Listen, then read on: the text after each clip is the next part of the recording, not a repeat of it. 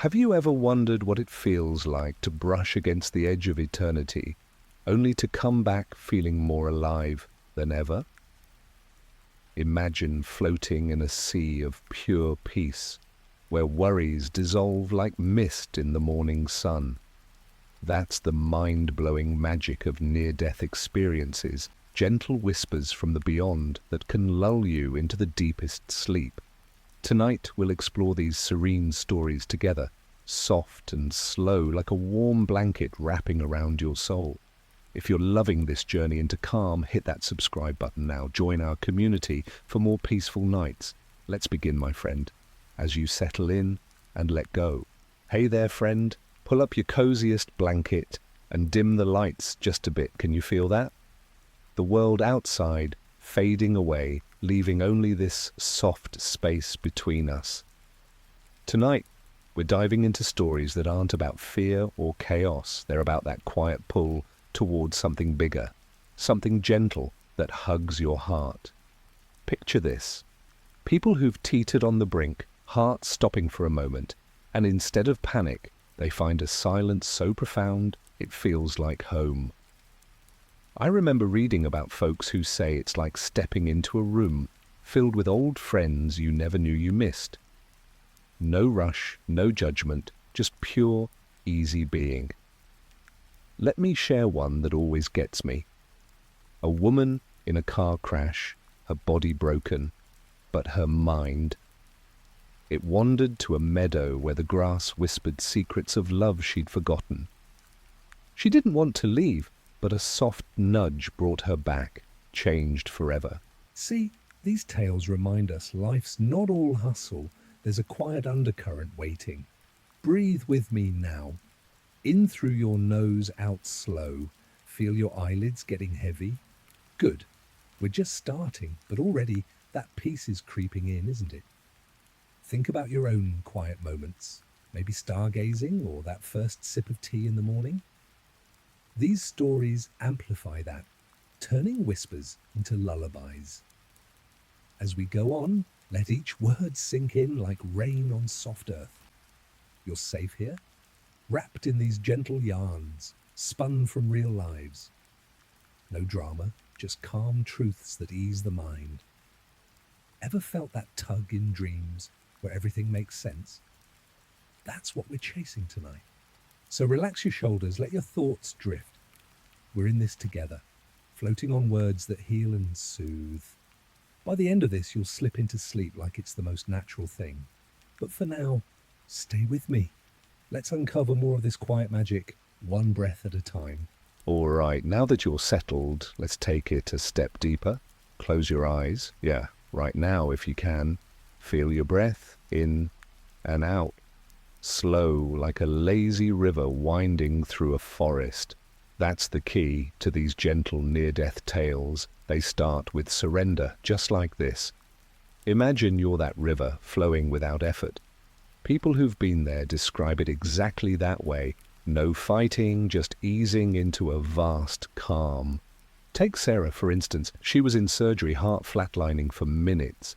Instead of black nothing, she felt her breath sink with the universe, like every inhale drew in stars, every exhale released old pains. It was breathing without lungs, she said later, her voice all soft and wondering. Can you picture it? Your chest rising and falling, but lighter, freer. No deadlines, no noise, just you and this rhythm that's always been there. Breathe with me again. In for 4 counts, hold for 4, out for 6. Feel that? Tension melting from your toes up. These stories teach us that death's door isn't a slam, it's a gentle open, inviting you to breathe deeper than ever. Another guy, Mike, drowned surfing, but came back saying the water wasn't cold. It was a warm embrace, his breaths turning to light. I didn't gasp, he told his friends. I just was. Relatable, right? Like those nights you lie awake, then suddenly morning comes without a fight. Let your mind wander now. Recall a time you breathed easy, maybe after a long walk or holding a loved one. These experiences amplify that, showing life's breath is eternal. Inhale peace, exhale worry. See how your body's softening. Good. We're building this calm layer by layer. No rush. Let the words flow over you like a soft breeze. Sarah woke up in the hospital, smiling through tears, her breaths forever changed.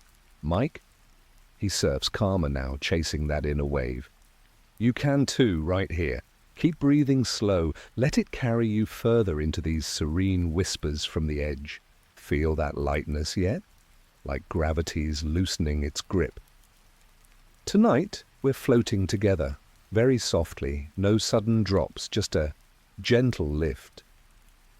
It's like those dreams where you hover above your bed, everything below looking small and unimportant. Near-death folks talk about this exact sensation, out-of-body floating that's pure bliss, not scary at all. Think of Emily. She flatlined during childbirth, but instead of pain, she rose up, watching the doctors from the ceiling. I was weightless, she whispered to me in an interview once, like a feather on a summer wind. Can you imagine? Your worries staying grounded while you soar free. No strings attached, just soft drifting. We all crave that sometimes, don't we? After a tough day, wishing to float away from it all. These stories give us permission. Life's not about being tethered. It's about these moments of release. Breathe in that freedom now. Let your limbs feel airy. Another soul, Tom, crashed his bike and floated over the scene, feeling only compassion for his crumpled form below. It was peaceful, he shared with his family. Like watching a movie where everything turns out okay. Relatable in our busy world. Ever stepped back from stress and seen it shrink? That's the gift here. Float with me. Imagine rising slowly, the room blurring soft. See the lights twinkling like distant stars? Emily returned to her baby with a new glow, hugging tighter. Tom? He rides slower, savoring the air. These floats teach us to let go daily. Unclench your jaw, soften your grip. Feel it? We're adrift together, words buoying us up. No effort needed, just be. In this space, time stretches like taffy, sweet and slow. Recall your own floats, maybe in a pool or meditation. Amplify that now. As we drift on, know this. The beyond isn't far. It's a soft float away. Keep hovering, friend. Let serenity wrap you like clouds. We're in no hurry. Sleep will come when it's ready, after more gentle lifts like this. Now as we float, notice that glow ahead? Not blinding, warm like sunlight through curtains on a lazy morning.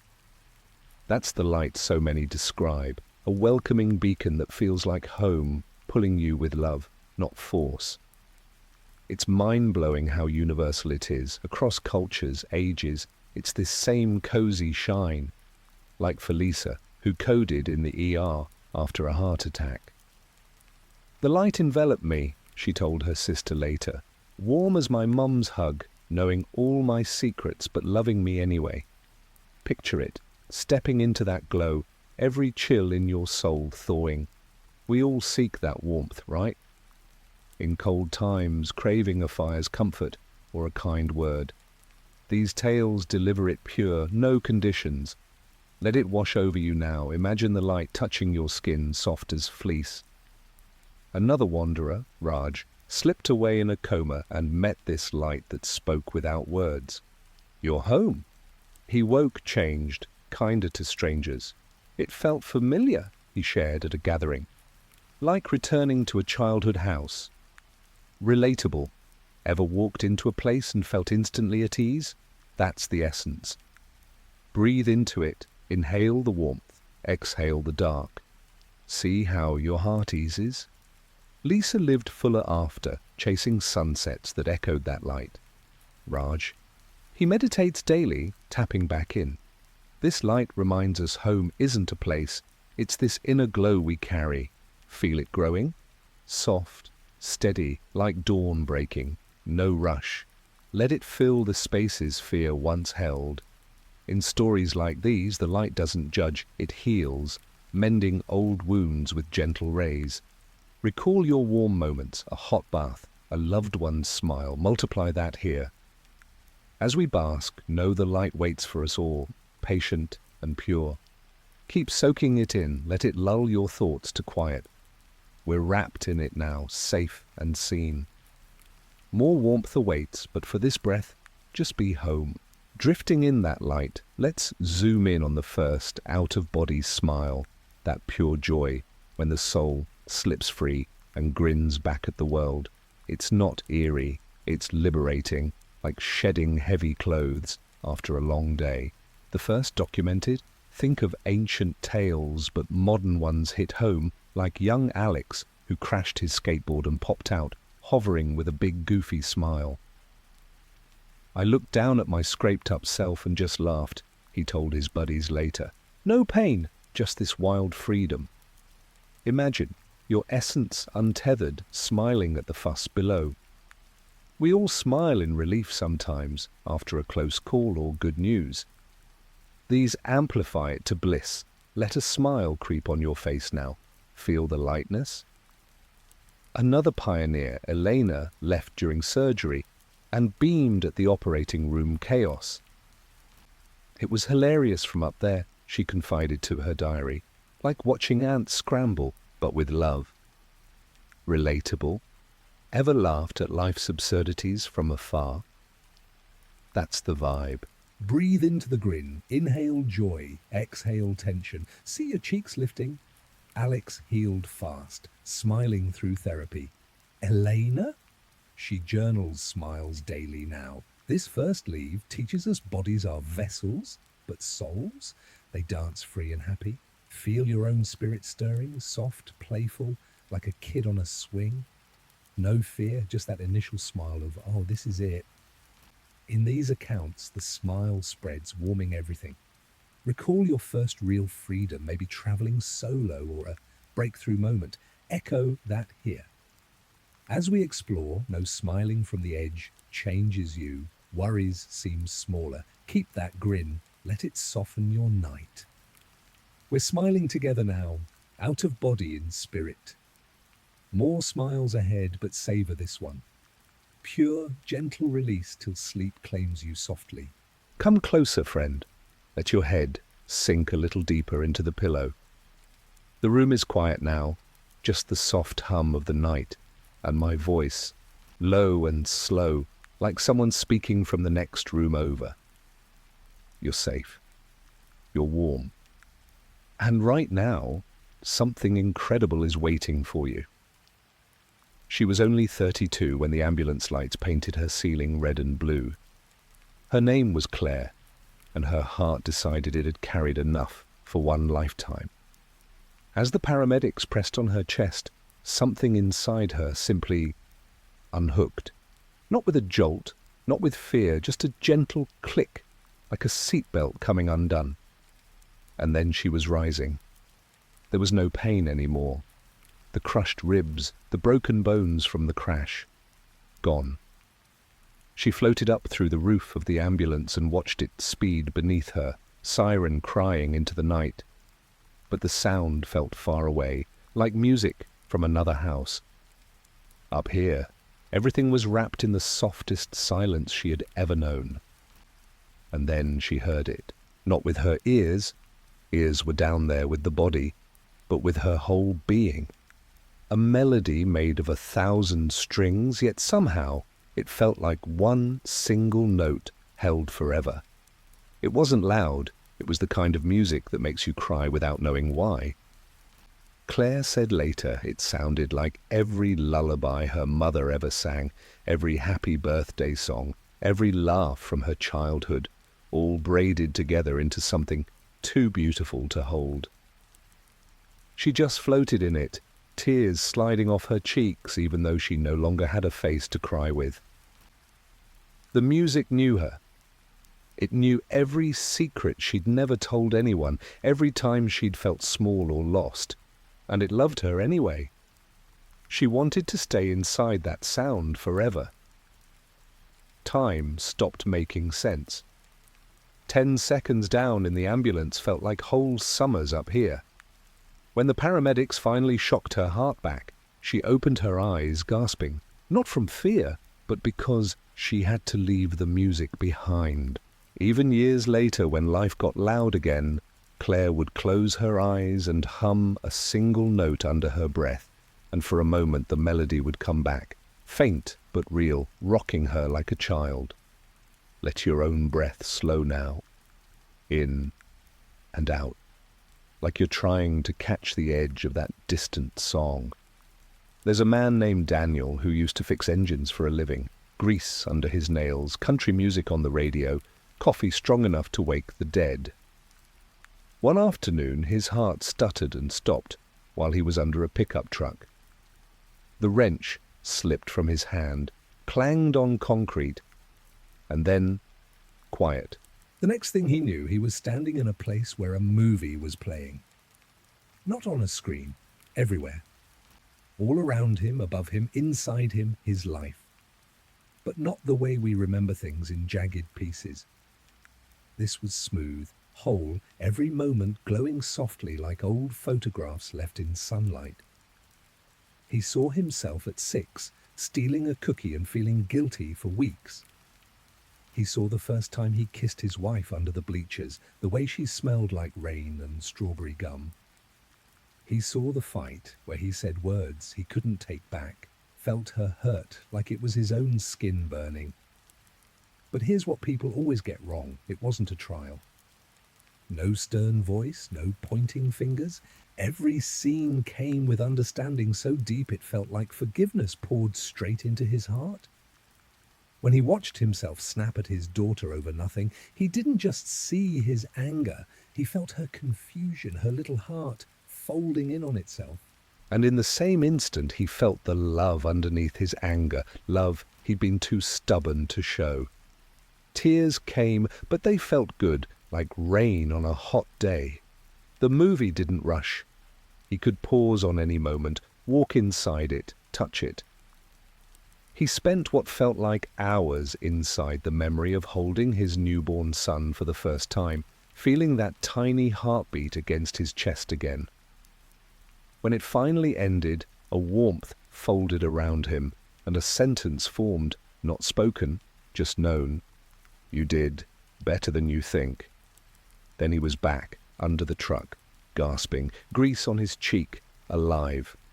He climbed out, called his daughter, told her he loved her for the first time in too long. She cried.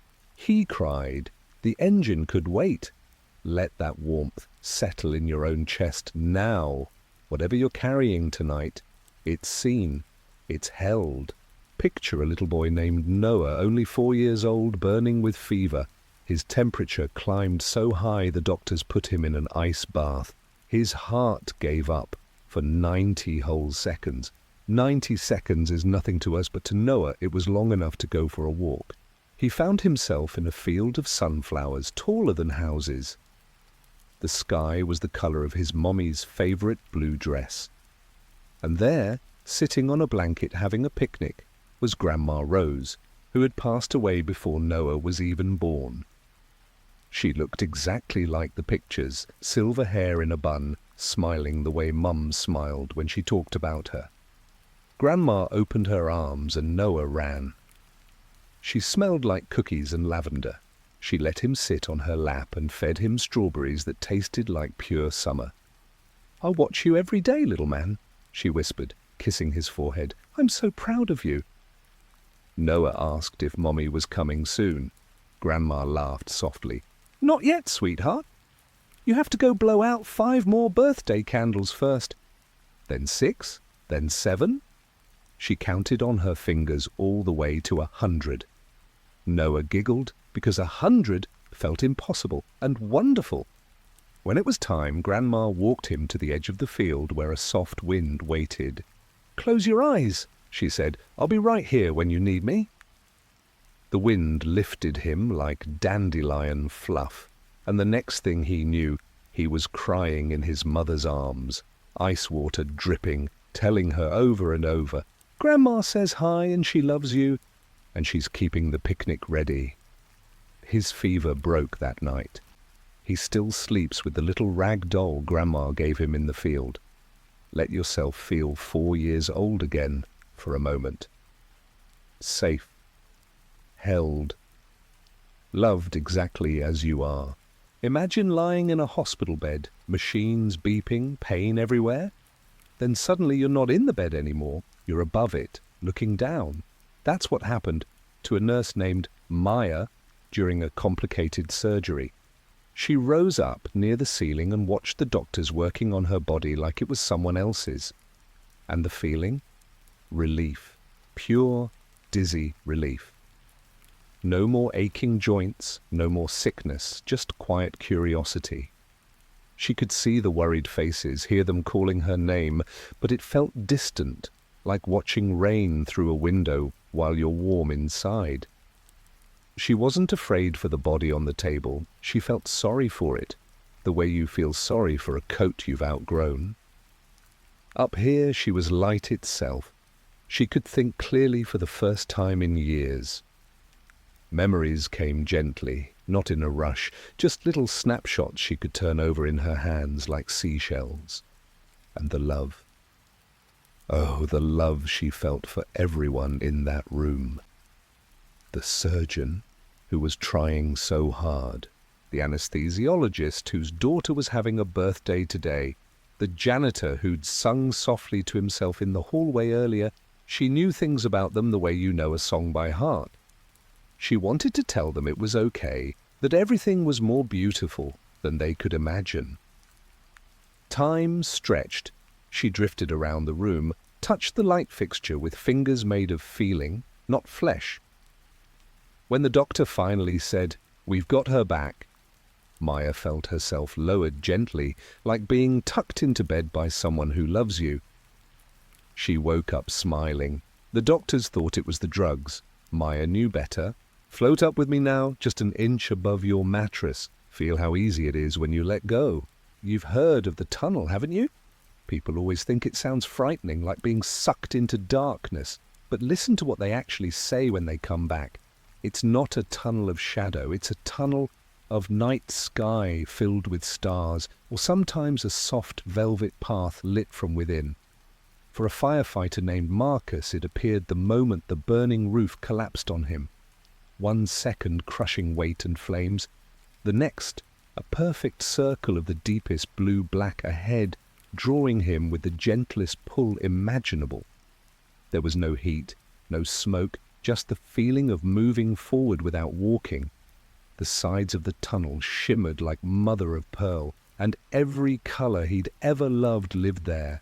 Colors he didn't have names for, colors that felt like emotions. Peace poured through him so completely that he laughed out loud. The tunnel wasn't empty, it was full of presence, like being held by invisible arms. Halfway through, he heard his father's voice. Not sad like at the funeral, but young and strong. "Hey, buddy, proud of you!" Marcus wanted to run to him, but the tunnel whispered, "Not yet." The love in that whisper was stronger than any longing. When the paramedics pulled him from the rubble 20 minutes later, his burns were severe, but his heart was light. He still talks about the tunnel when kids ask why he runs into fires. "Because I've seen what's on the other side of the smoke," he says. "And it's the most beautiful road home you can imagine." Let yourself be drawn forward now, softly, willingly. There's nothing to fear on this path, only welcome. Close your eyes a little tighter now. Let the blanket feel heavier on your chest, like a hand resting there, telling you everything is okay. The air around you is turning softer, warmer, almost like water you could float in. That's good. Stay right here with me. Imagine a painter who ran out of words for what she saw. Her name was Lena, and she coded on the operating table while they tried to fix a bleeding artery in her brain. The moment her heart stopped, the grey hospital walls vanished, and she was suddenly surrounded by colour that didn't just sit on a canvas. It breathed. There were blues that felt like your mother's voice when you were 5 and scared of thunder. Reds that tasted like the first strawberry of summer, sweet and sun-warm. greens that hummed low and safe, the exact note a forest makes when no one is around to hear it. Lena said she cried without tears because tears would have been too small for what she felt. The colors moved like silk scarves in a slow wind, wrapping around her, going straight into her skin until she was glowing from the inside. She understood then that every color we see down here is just a faint echo, like looking at the sky through a dirty window. Up there, the window was gone. She reached out, no hands, just intention, and the colors answered, rippling like lake water when you whisper to it. One shade of gold leaned in and spoke without sound. This is what love looks like when it's set free. Lena wanted to bring buckets of it home, fill every grey corner of the world. When the surgeons shocked her back, she opened her eyes and the hospital lights looked dull, almost rude. For weeks she could barely speak, just sat at her easel trying to mix paints that didn't exist on Earth. She never quite managed it, but her new paintings make people cry in galleries for reasons they can't explain. She says that's close enough. Let some of that color seep into the darkness behind your eyelids right now. Soft gold, warm rose, a blue that holds you like childhood. There's a quiet voice a lot of people hear, gentle as someone brushing hair from your forehead. It never shouts, it never hurries. It simply says 3 little words that change everything. It's not time. For James, those words came during a climbing accident in the Rockies. He slipped, fell 40 feet, and felt his spine snap like a handful of dry twigs. The pain was enormous, then suddenly it wasn't. He was above the mountain, watching his broken body far below, blood bright against the snow. And the voice arrived, calm, familiar, though he couldn't place who it belonged to. It's not time, James. Your daughter still needs bedtime stories. That was all. No lecture, no bargaining, just a loving fact. James felt something like a hand on his shoulder, turning him away from the endless peaceful sky he had already started walking toward. He didn't want to go back. The pain waiting down there looked like a monster.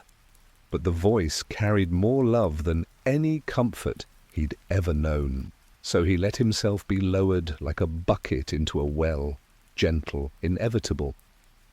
When he woke up in the hospital, unable to feel his legs, he didn't scream. He started crying because he knew exactly which bedtime story he had to finish for his little girl. He's in a wheelchair now, but every night he wheels to her room, opens the same book, and reads in a voice still echoing with those 3 gentle words. He says the voice saved him twice, once from dying, once from despair. Let those words rest on your heart tonight. It's not time. You're still needed here, still loved here. Have you ever been in a room where the clock just forgets to tick? That's what happens there. Seconds stretch like warm toffee.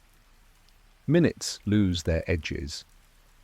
For a paramedic named Sophia, time stopped completely while she was being revived after a car rolled over her ambulance. She found herself standing in a meadow where the grass was made of pure light, each blade singing quietly. A butterfly the size of a dinner plate landed on her hand and unfolded its wings 1,000,000 times slower than any butterfly should. She watched every color shift, every vein glow, every speck of pollen drift away like a tiny star. A whole hour passed down on the roadside, medics shouting, defibrillator charging, but up here only 1 wing beat had finished. Sophia laughed because she understood suddenly that our hurry is just a habit. There's enough time for everything that matters. She spent what felt like years walking that meadow, touching flowers that opened and closed in slow motion, breathing air that tasted like childhood birthdays. When she finally heard the distant call of her own name, she turned, without sadness. She had centuries still waiting inside every real moment. Back in her body, the pain was brutal, but she kept smiling at the clock on the wall. Her colleagues thought she was in shock. Only Sophia knew the secret. Time is stretchy, kind and generous when you're not afraid of it. Feel your own minutes soften now. This breath can last as long as you need it to. You've met people who come back from the edge, different, quieter eyes, slower smiles, like they've been let in on a secret the rest of us are still guessing at. That's because they have. A truck driver named Marcus flatlined for 9 minutes after a massive heart attack in a diner parking lot. Strangers did CPR while grease from his breakfast still cooled on the plate inside. When he woke up 3 days later, the first thing he did was ask the nurse for a pen and paper. He wrote 3 pages of apologies, one to his estranged brother, one to his ex-wife, one to himself. Then he asked if he could hug every person who'd worked to save him. The staff thought the lack of oxygen had made him sentimental. Marcus knew better. Where he'd been, he had felt the weight of every unkind word he'd ever spoken, but not as punishment, as information. And right alongside it, the weight of every kindness he'd forgotten he'd done. The balance was so beautiful, it broke him open. He came back with a heart twice as big and half as guarded. He calls random friends now just to say, "I love you." He pulls over on highways to help strangers change tires. He cries at sunsets without shame. People call it a miracle. Marcus says it's just math. He finally saw the real score, and love was winning by miles. Let that softness settle into your own chest. Whatever you regret tonight, it's already wrapped in more love than you know. Picture every worry you've ever had melting the way snow melts on a warm palm. That's exactly what happened to a schoolteacher named Amira during a severe asthma attack. She couldn't breathe, then suddenly she could. Better than she ever had in her entire life. She was standing in a place where the air itself was made of forgiveness. Every fear she'd ever carried, failing her students, disappointing her parents, not being enough, rose out of her like steam and dissolved before it touched the ground. She watched 35 years of anxiety evaporate in what felt like one long, delicious exhale. There was no voice telling her she was forgiven. The air simply did the forgiving, the way sunlight does the warming. She stood there naked of worry, lighter than she'd been since she was a child, dancing in rain. When the paramedics finally got her lungs working again, she came back laughing, actually laughing through the oxygen mask. Her husband thought she'd lost her mind. Amira just kept saying, "I'm clean. I'm so clean inside." She still has asthma attacks sometimes, but now, when the panic starts, she remembers the air that forgives everything and breathes a little easier, even before the inhaler. Let your own worries rise like steam now. Watch them disappear before they reach the ceiling. You are clean. You are held. Lie still now. Let the mattress take all your weight, like it's promising to hold you no matter what. The night outside is deep and quiet, and inside this little pocket of darkness we're making together, something tender is waiting to be remembered. A woman named Margaret lost her golden retriever, Sunny, when she was 63. The grief sat in her chest like a stone for 2 whole years. Then one ordinary Tuesday, her heart gave out while she was watering the roses Sunny used to chase butterflies through. The watering can fell, water soaked her slippers, and suddenly she wasn't in the garden anymore. She was standing on grass so green it almost sang. And there was Sunny, tail wagging so hard his whole body shook, the way it did when he was a puppy. He bounded over, pressed his warm head into her stomach, the way he always did when he wanted her to know everything was okay. Margaret dropped to her knees, buried her face in his neck, and breathed in that sunshine and biscuit smell she thought she'd never smell again. Sunny licked the tears off her cheeks and then flopped onto his back for a belly rub, paws in the air, exactly like old times. Behind him, other dogs waited patiently. Her childhood spaniel, the stray she'd fed for a month before he vanished, even a little terrier she'd only ever seen in photographs from her grandmother's album. They all knew her. None of them were old or sick anymore. They glowed with the kind of health only love can give. Time didn't move normally here. She played fetch with sticks that never landed, laughed until her ribs hurt in the very best way.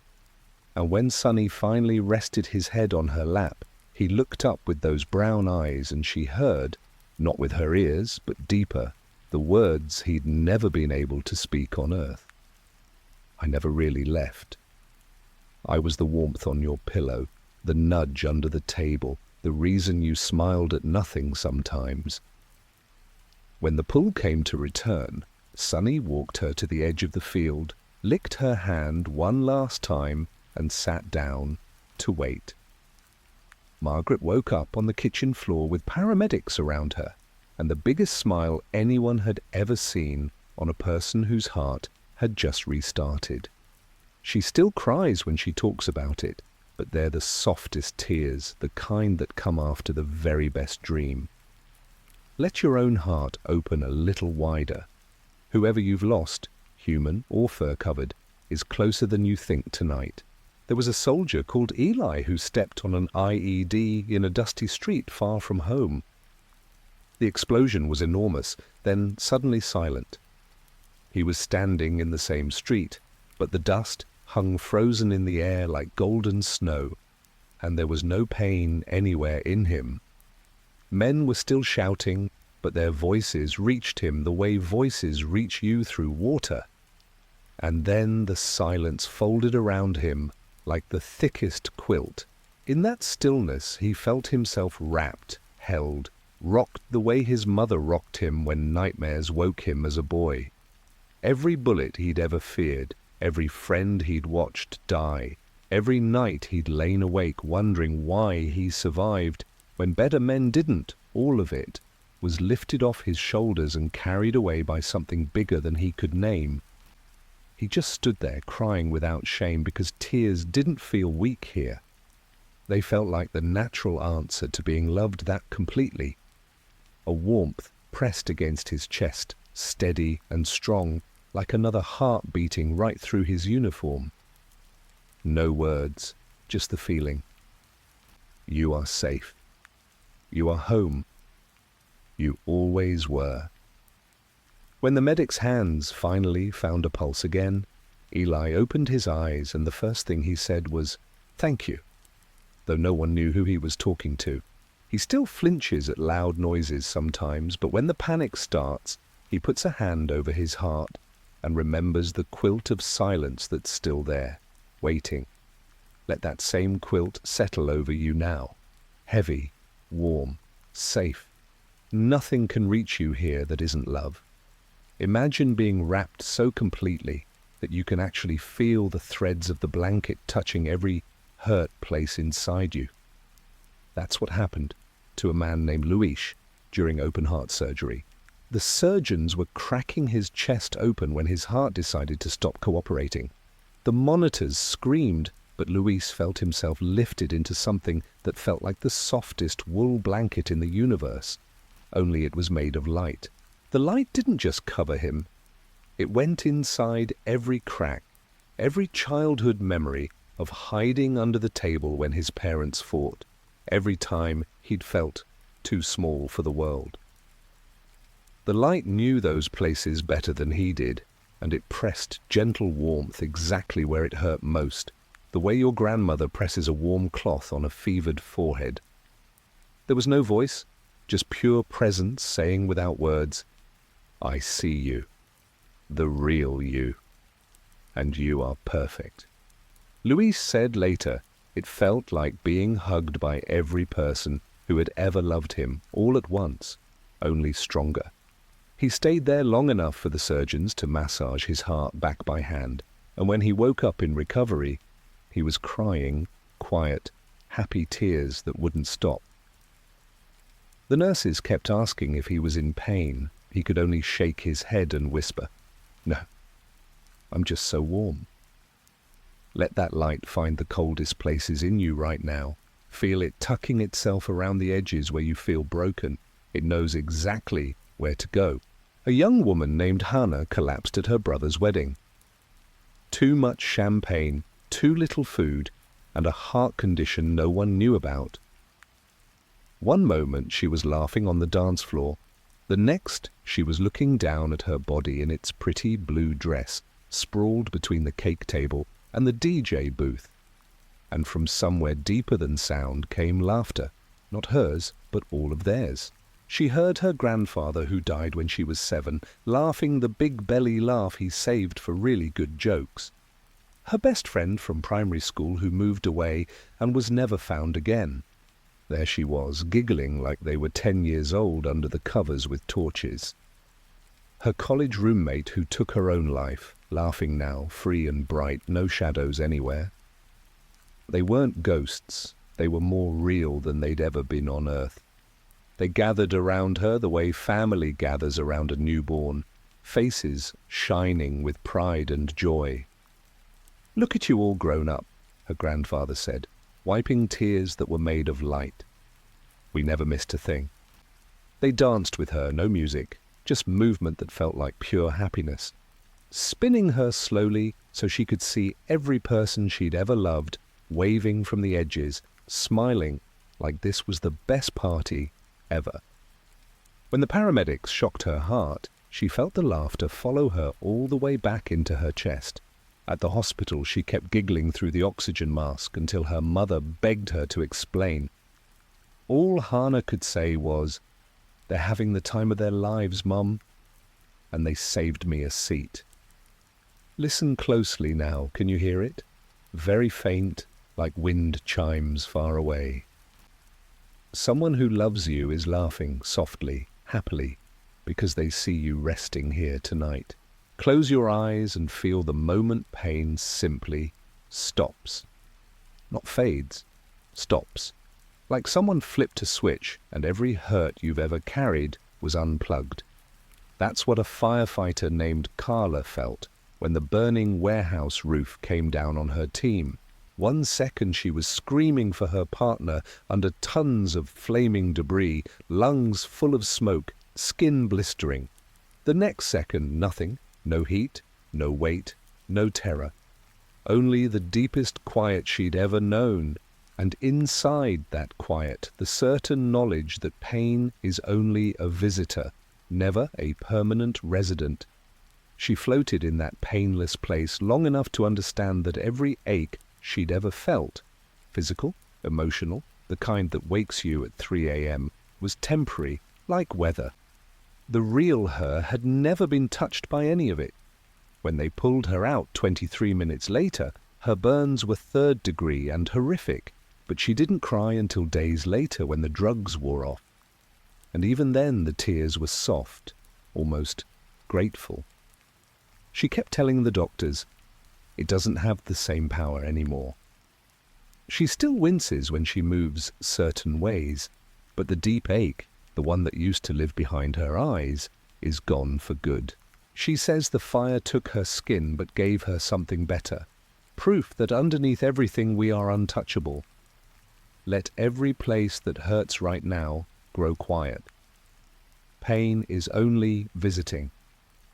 The real you is already painless, already whole, already resting. Stay here. Stay in the quiet. Let yourself sink a little deeper now. The pillow is softer than it was a minute ago, isn't it? Good.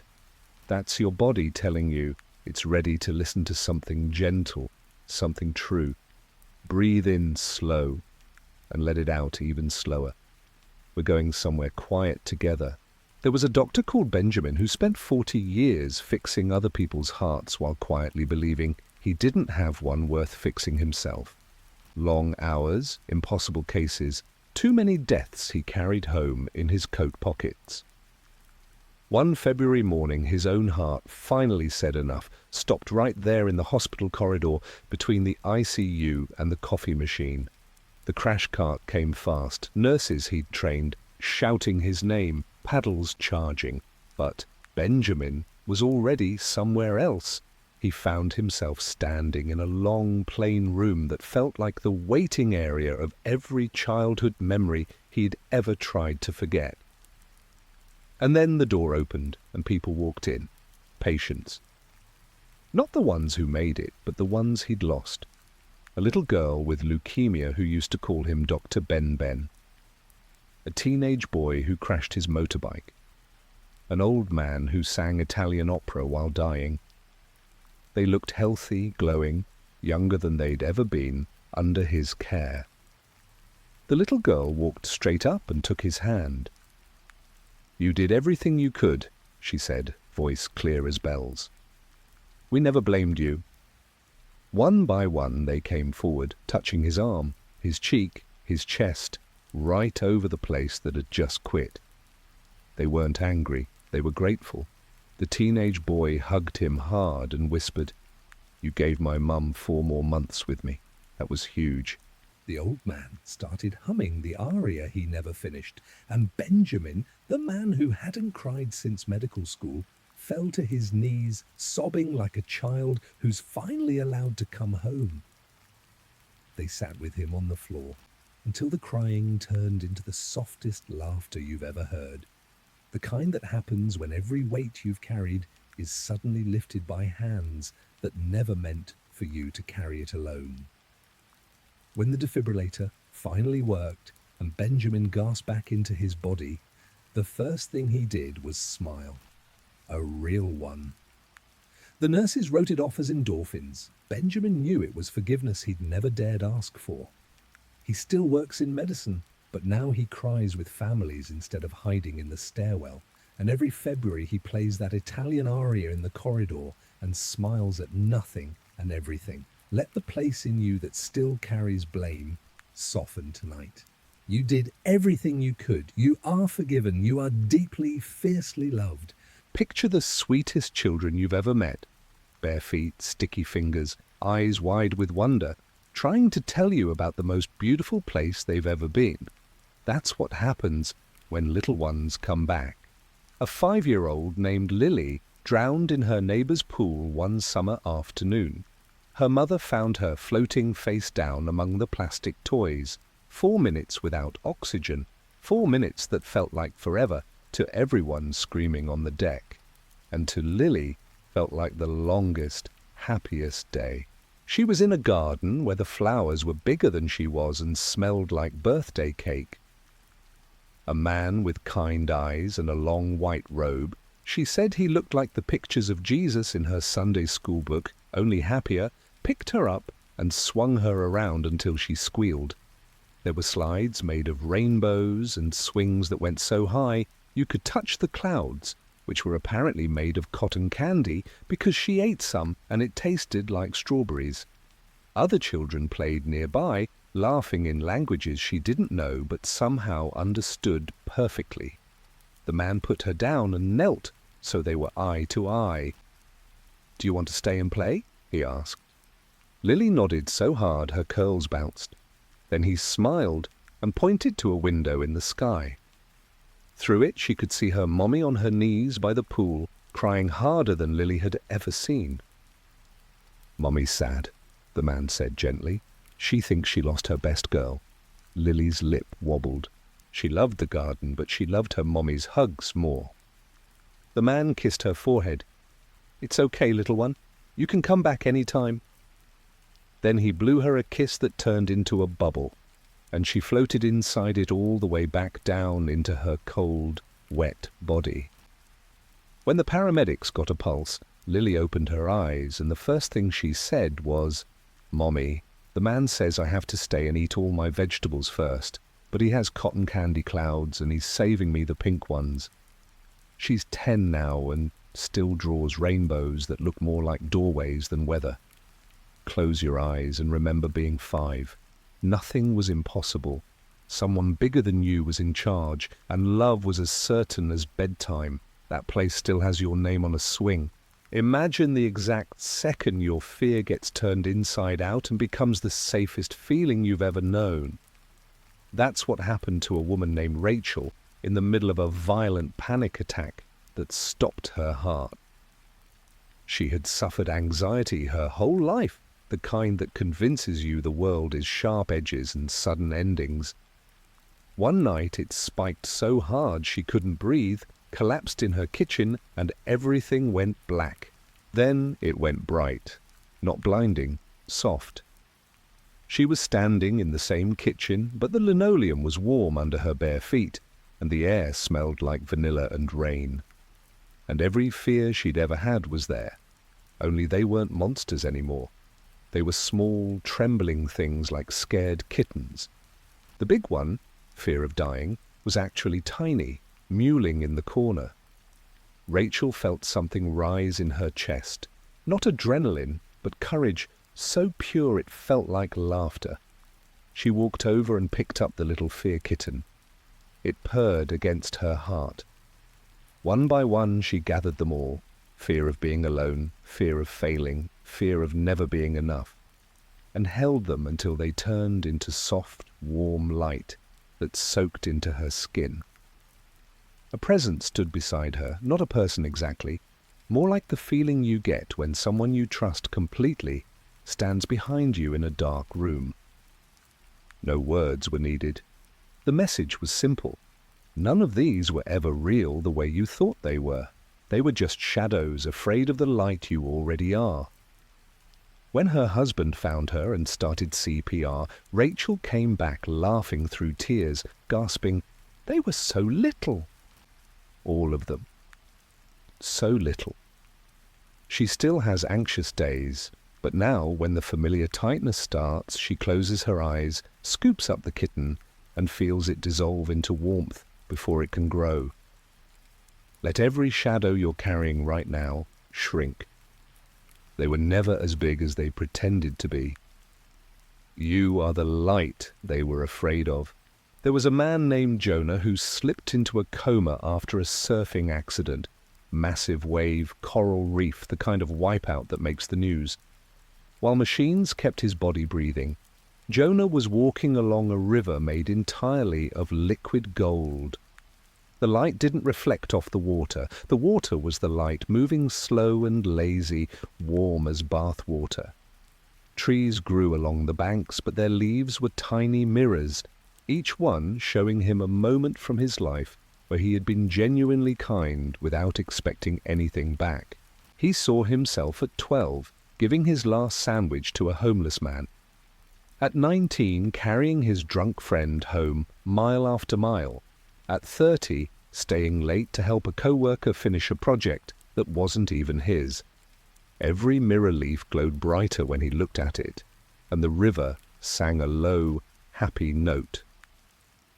Jonah understood without words that this was the real currency, not money, not success, just quiet love given freely. He knelt and dipped his hands in the river. The light climbed up his arms and filled every empty place inside him until he felt like he might float away from sheer fullness. A figure waited downstream. He knew somehow it was his grandfather who died before Jonah was born. The man smiled and opened his arms. Jonah started running, splashing gold everywhere, laughing like a kid. But halfway there, the river itself rose up gently and said, "You still have more to give down there." Jonah stopped, not sad, just full. He hugged his grandfather anyway, felt beard stubble and pipe tobacco and endless love, then turned and walked back upstream. When he woke up 3 weeks later with a shaved head and staples in his skull, the first thing he did was ask the nurse to help him call every person he'd ever hurt to say sorry, and every person he'd ever loved to say thank you. He still serves, but now he teaches scared kids for free every weekend, watching their little mirror leaves start to grow. Feel that river moving through you right now. Every kind thing you've ever done is still shining there, adding to the flow. You are richer than you know.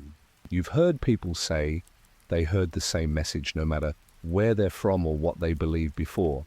It comes in different words, but the meaning is always identical, gentle, undeniable. For a Japanese grandmother named Akiko, it arrived as she lay dying of cancer, pain medication barely touching the fire in her bones. One moment she was small and shrinking in a hospital bed.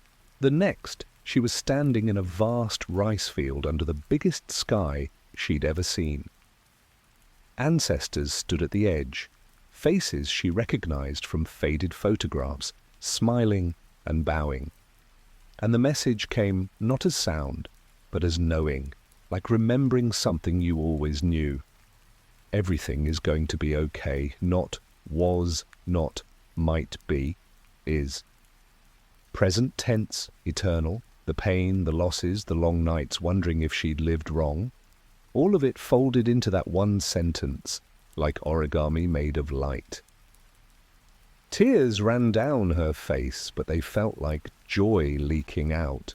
When her heartbeat slowed again and the monitors screamed, the nurses rushed in to find her smiling wider than anyone had seen in months.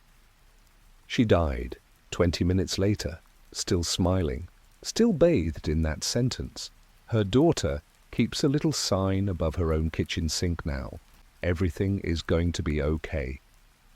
She says it's the whole inheritance, and it's more than enough. Let those words settle into your bones tonight. Say them with me, silent or aloud. Everything is going to be okay. Feel the truth of it land soft and certain in your chest. It always has been, it always will be. Rest there, rest right there. Let the world outside fade a little more now. The clock doesn't matter, the day you had doesn't matter. Only this moment matters, this gentle drifting. Your breath is slow and sweet, like someone rocking you in a porch swing at dusk. Stay here. Let me tell you something beautiful. Imagine every single moment of your life laid out in front of you, not as a list of mistakes or trophies, but as a living garden. That's what happened to a baker named Marco when his heart stopped while he was pulling bread from the oven at 3 a.m. 1 second the heat was fierce and the smell of dough was everything. The next he was standing in a meadow where every blade of grass was a memory. He saw himself at 7, sharing his only candy bar with a crying boy on the playground. The grass there glowed bright gold. He saw the time he yelled at his wife over nothing, and that patch of grass was dull and wilted. But here's what nobody expects. The moment he stepped closer to the wilted place, he didn't feel shame. He felt her hurt, yes, but also his own exhaustion that day, the bill he couldn't pay, the fear he never told anyone. And in the same breath he felt her love underneath it all, steady as ever. Understanding poured into him like warm water into a cracked cup, and the grass straightened, turned green, then bloomed with tiny white flowers that smelled like her perfume. Every regret worked the same way. He walked through the garden, touching the brown places, and every time he truly felt both sides, his and theirs, the earth healed. Some memories were towering trees heavy with fruit, the day his daughter was born, the night he taught his son to knead dough, the quiet mornings drinking coffee with his wife while the world was still asleep. He could climb inside those memories, sit under the shade, taste the fruit that was pure, concentrated joy.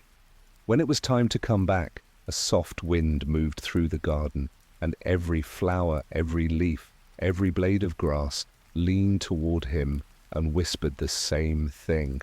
See? Nothing was wasted. Everything grew something.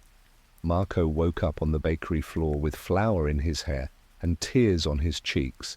He still bakes at 3 a.m., but now he hums while he works, and every loaf comes out tasting like forgiveness.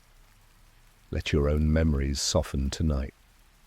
Nothing you've done was wasted. Everything grew something beautiful, even the parts that hurt.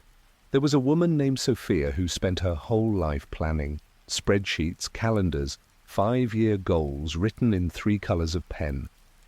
Then one ordinary Thursday, her heart stuttered during a presentation, and she found herself standing in front of a window made of pure light.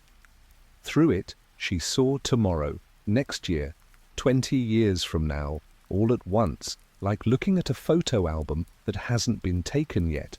She saw herself older, laughing in a kitchen she didn't recognize yet, surrounded by teenagers who called her mom with so much love it made her chest ache. She saw a book with her name on the cover, pages worn because people kept reading it. She saw her husband's hair gone grey, holding her hand on a porch swing while fireflies blinked around them. She saw the exact moment her father would take his last breath, and she was there, holding him, whispering that he had been the best dad she could have asked for. None of it felt distant or cold. It felt like memories she'd already lived and simply forgotten. The light around the window touched her cheek and she understood. All the worrying, all the planning, none of it changed the big things. Love was coming anyway. Joy was coming anyway. Loss was coming too, but it would be held inside so much love that it wouldn't break her. She wanted to step through the window and live it all right that second, but a gentle hand settled on her shoulder and the message was clear. You don't need to rush. It's already yours. When the paramedics brought her back, Sophia opened her eyes and started laughing. Her assistant thought she was hysterical. Sophia just kept saying, I saw the porch swing, I saw the fireflies. She still makes plans, but now there's a small note taped inside every calendar. It's already handled. Trust the fireflies. Let tomorrow take care of itself tonight. The good stuff is already on its way, wrapped in love and waiting for you. Close your eyes and feel the sentence settle over you like the softest blanket ever woven. Everything is going to be okay. Not because nothing hard will ever happen again, but because nothing hard will ever happen alone. A firefighter named Daniel heard it after a burning building collapsed on him. One moment crushing weight and smoke, the next he was floating in a warmth that felt like every hug he'd ever been given, all at once. The voice wasn't loud, it was the quiet kind your mother uses when you wake up from a nightmare. Everything is going to be okay. And then pictures came, his little girl, learning to ride a bike, laughing when she fell, because Daddy would always catch her. His wife growing old beside him, still reaching for his hand in her sleep. His teammates pulling him from the rubble, crying like babies because they thought they'd lost him. And underneath every image, the same steady heartbeat of love saying, I've got you, always have. Daniel felt every fear he'd ever carried about leaving his family too soon just melt, the way snow melts the second it touches warm skin. When they dragged him out 28 minutes later, his gear was charred and his lungs were wrecked, but his face was calm. He spent weeks in the burn unit, skin grafts and pain that should have broken him, but every night he fell asleep, smiling, because the sentence never left. He has it tattooed now, small letters over his heart. Everything is going to be okay. His daughter traces it with her finger when she's scared of storms. It still works. Let that sentence cover you now. Say it inside your own chest, slow and sure. Everything is going to be okay. Feel it land. Stay there. Sometimes the greeting party isn't people you knew on Earth. Sometimes it's beings made of light who feel more familiar than your own reflection. A pilot named Laura experienced this when her plane lost pressure at 35,000 feet. Oxygen masks dropped, passengers screamed, and then Laura was suddenly standing in a space that had no walls, only golden warmth. 3 beings were there, tall, gentle, glowing, like someone turned the sun inside out and made it kind. They didn't speak with mouths, they spoke with feeling, the way music does. and what they said was home. Not the word, the experience. Laura felt every lonely moment of her life, the childhood bedroom where she cried herself to sleep, the empty apartment after her divorce, the cockpit nights flying cargo across oceans with no one waiting on the other side, and every single one was gathered up and answered with recognition. You were never alone. We were the warmth in your coffee cup, the extra 10 minutes of sleep you didn't deserve, but got anyway. The song on the radio that came at exactly the right moment. One of the beings reached out, no hand, just intention, and touched the center of her chest. Light poured in until she thought she would burst with how seen she felt.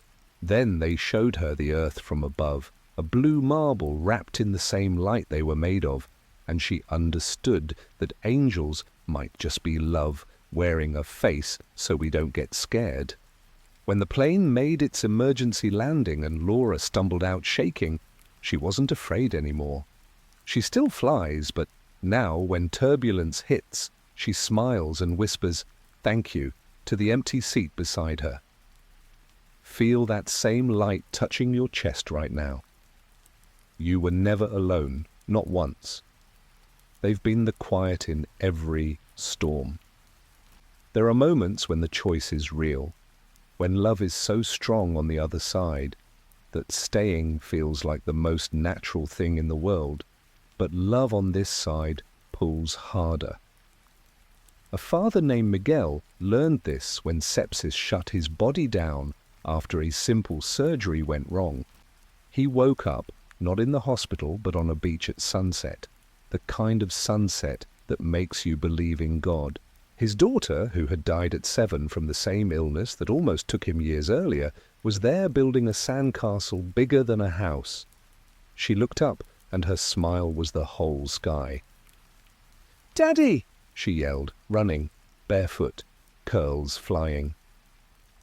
Miguel dropped to his knees and held her so tight he was afraid he'd hurt her, but she just laughed that laugh he'd recorded on his phone and played every night for years after she was gone.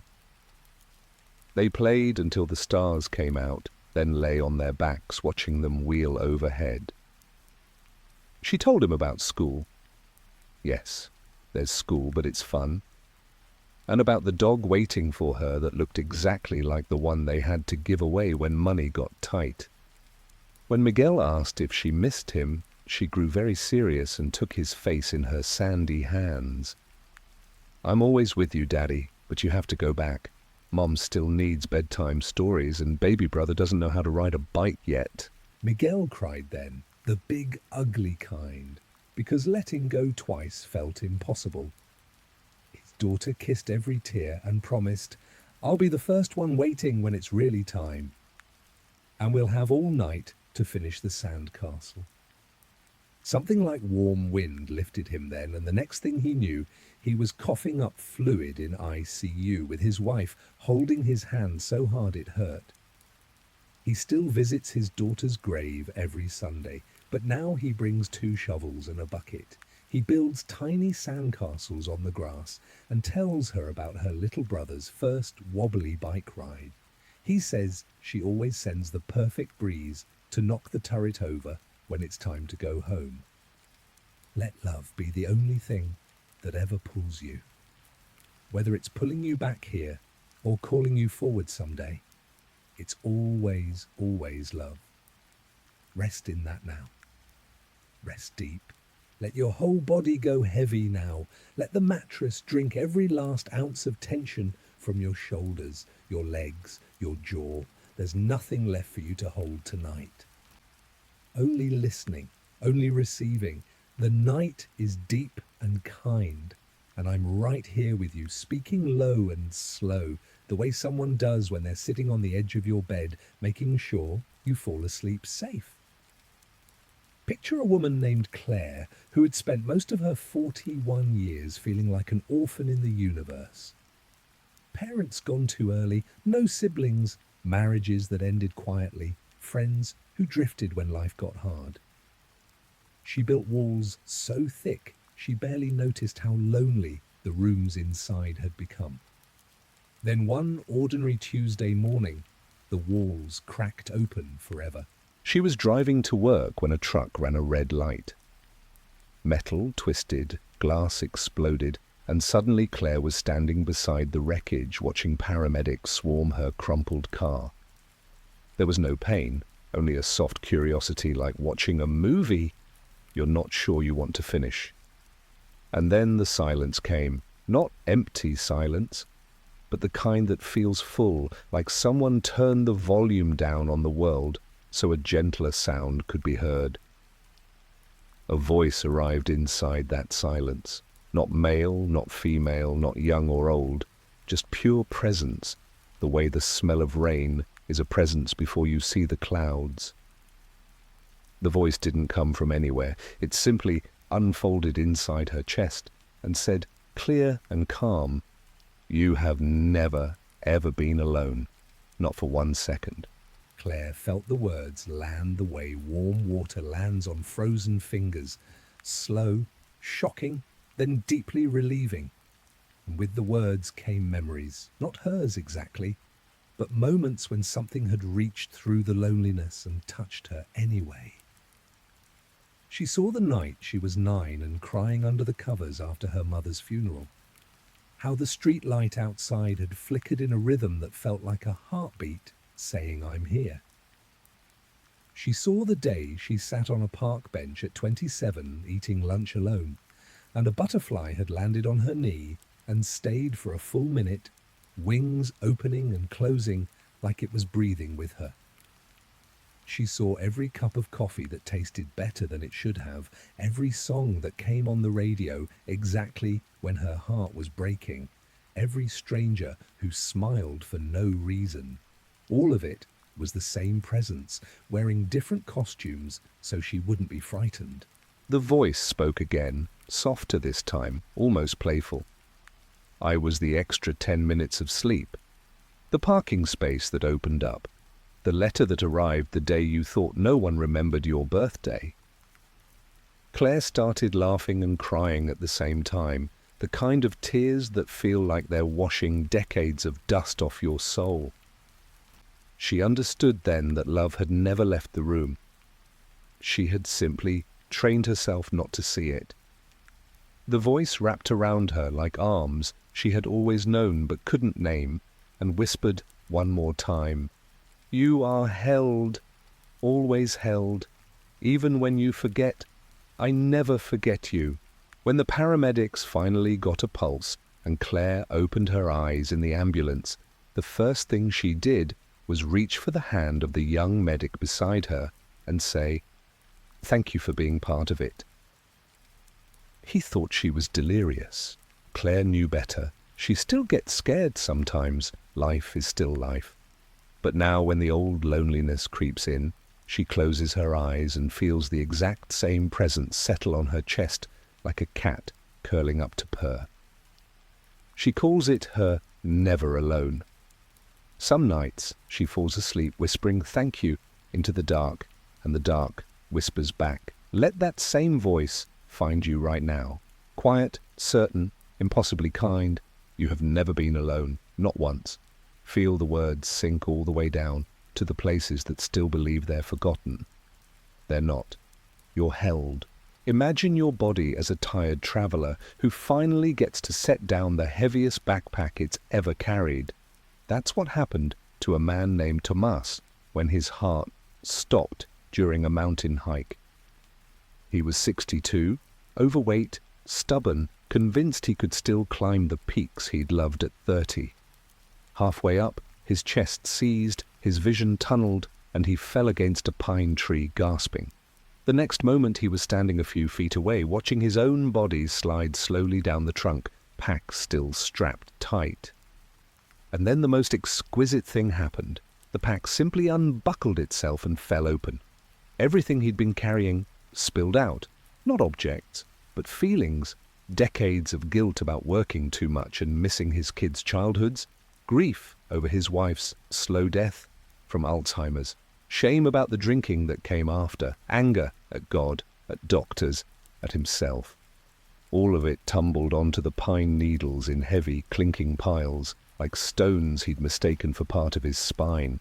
Thomas waited for judgment, for someone to point and say, "See? This is what you carried." Instead, the forest itself seemed to breathe in, and every stone lifted into the air, turning into soft white birds that circled once, twice, then flew away over the treetops.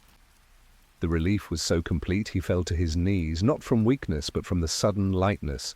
Where the pack had been, there was now only bare skin and warm sunlight. A breeze moved through the trees, and it felt like laughter. Somewhere inside the wind, he heard his wife's voice, young and healthy again, saying the words she used to say when he came home, exhausted. "Hey, love, you're home now. Put it down." He stayed there a long time, just breathing without weight for the first time in decades. When hikers found him and carried him down the mountain, Thomas was unconscious but smiling, lips moving around the same silent sentence over and over. He woke up 3 days later in the cardiac ward and asked the nurse to take a photo of his bare back. No scars, no pack, just skin. He keeps the picture in his wallet now. Some mornings he takes it out, looks at it, and whispers, "Still gone?" He walks slower these days, but every step feels like flying. Let your own pack open tonight. Feel the straps loosen. Whatever you've carried too long, let it spill. The forest is ready. The birds are waiting. You don't have to hold it anymore. You don't. There's a quiet magic that happens when people come back. They stop rushing to prove anything. A teacher named Maya learned this when her heart stopped in the middle of parent-teacher night. One minute, she was explaining fractions to a worried dad. The next, she was watching the whole scene from the corner of the ceiling, feeling only tenderness for every person in the room. She saw the dad who was terrified his son was falling behind because he himself had never learned to read well. She saw the little boy in the hallway waiting, swinging his legs, believing teachers knew everything. She saw herself, 40 years old, still trying to earn love by being perfect. And in that moment, above the fluorescent lights, something in her softened completely. All the striving, the late nights grading papers, the fear that she wasn't enough. It looked so small from up here, like toys left on the carpet after a child falls asleep. When the other teachers found her and started CPR, Maya felt herself lowered gently back into her body, but the softness stayed. She woke up in the hospital laughing quietly, which alarmed everyone. Over the next weeks, she changed in ways no one could explain. She stopped giving homework on weekends. She started every class with 2 minutes of silence so the children could just breathe. She told parents the truth. Your child is already wonderful. My job is to help them remember. Colleagues thought she'd had a breakdown. Students knew better. They started calling her the soft teacher, and the names spread until children she'd never met asked to be in her class. Maya says the moment above the ceiling gave her permission to stop performing and start being. She still teaches, but now, when a child struggles, she puts a hand on their shoulder and whispers, "You're already enough."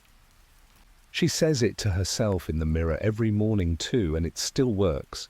Let the part of you that's been trying so hard relax tonight. You're already enough. The grade was always an A. The performance is over. Come home to yourself. Even the scientists who spend their lives measuring brain waves and heartbeats sometimes find themselves standing outside the equations. Dr. Daniel was one of them.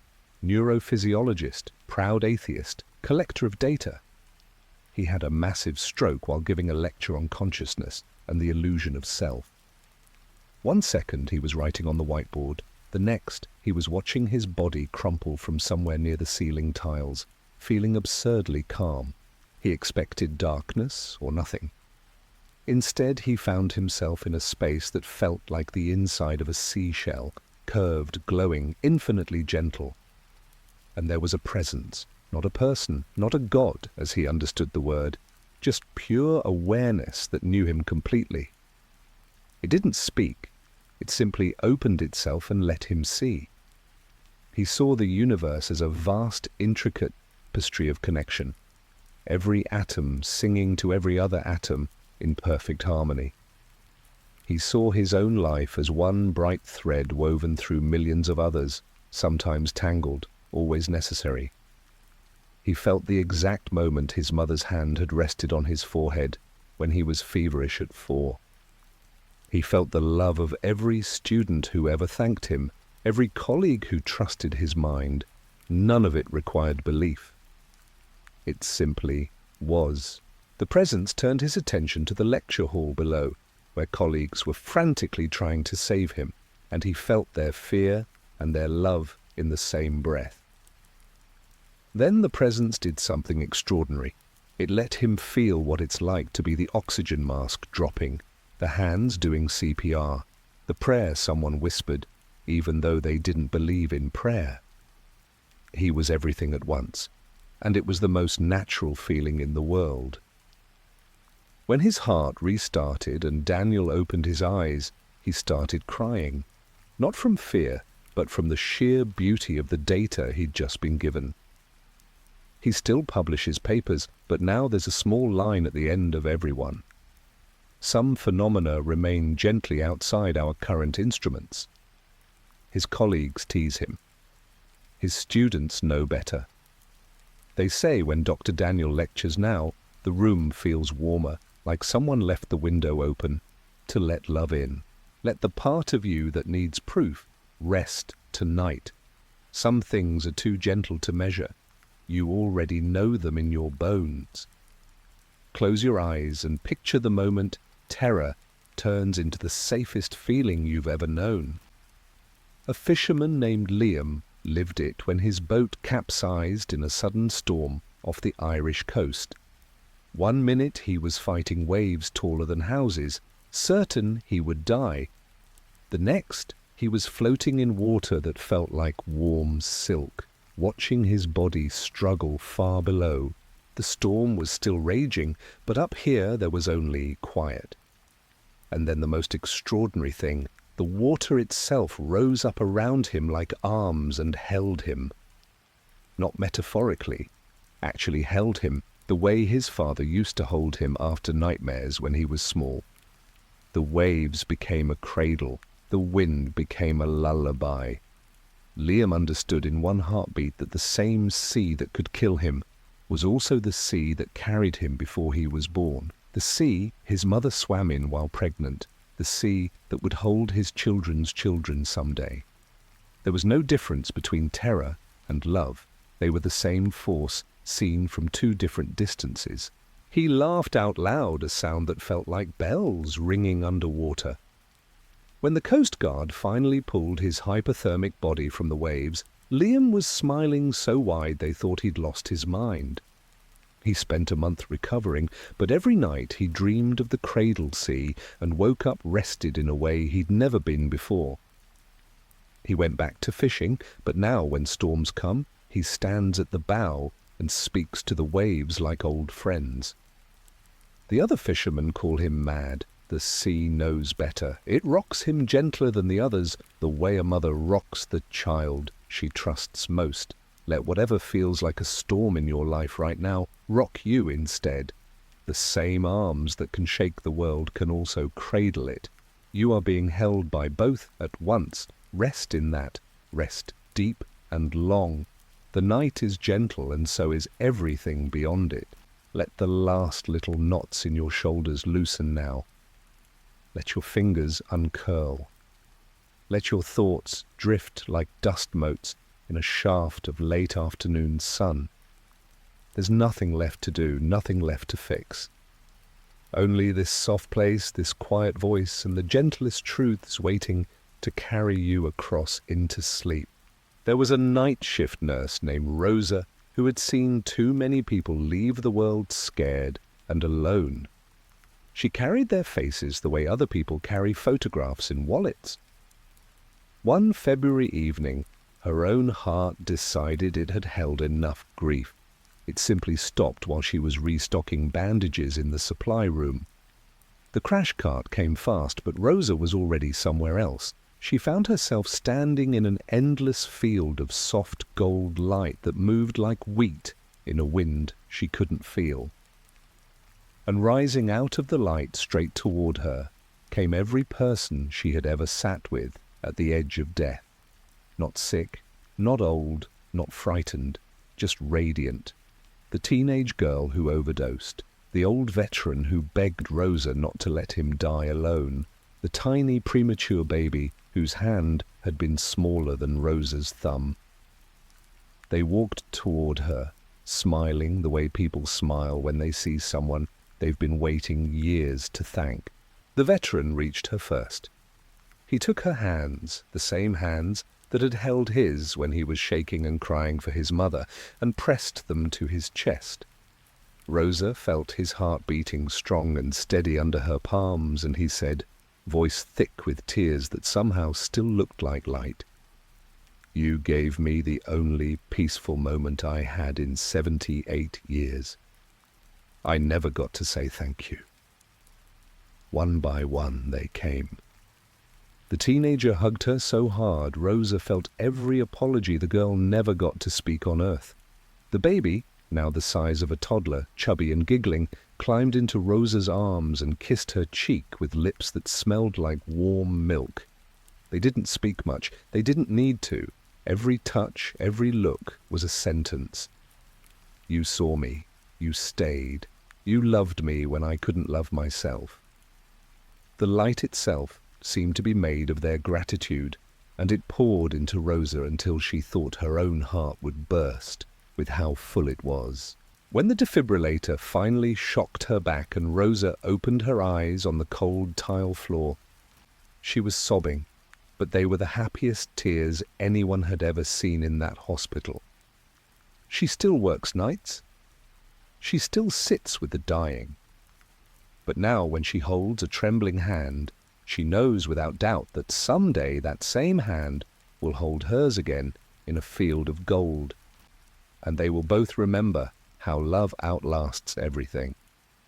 Let every thank you you've ever given or received settle around you now like warm light. You are part of an endless chain of it. Nothing you've done in kindness is ever lost. Imagine a little boy named Sam who fell through the ice on a frozen pond the winter he was 8. The kind of accident that ends childhood stories too soon. His older sister screamed from the bank while neighbors tried to reach him with branches that kept breaking. Sam remembers the cold closing over his head, the burning in his lungs, and then, nothing scary at all, he was suddenly standing in the most beautiful garden he had ever seen. Flowers taller than his dad, colors that sang, butterflies the size of dinner plates. And everywhere, children, laughing, running, chasing bubbles that never popped. A woman with long silver hair and eyes like his grandmother's walked toward him holding a crown made of daisies. She knelt down and placed it on his head.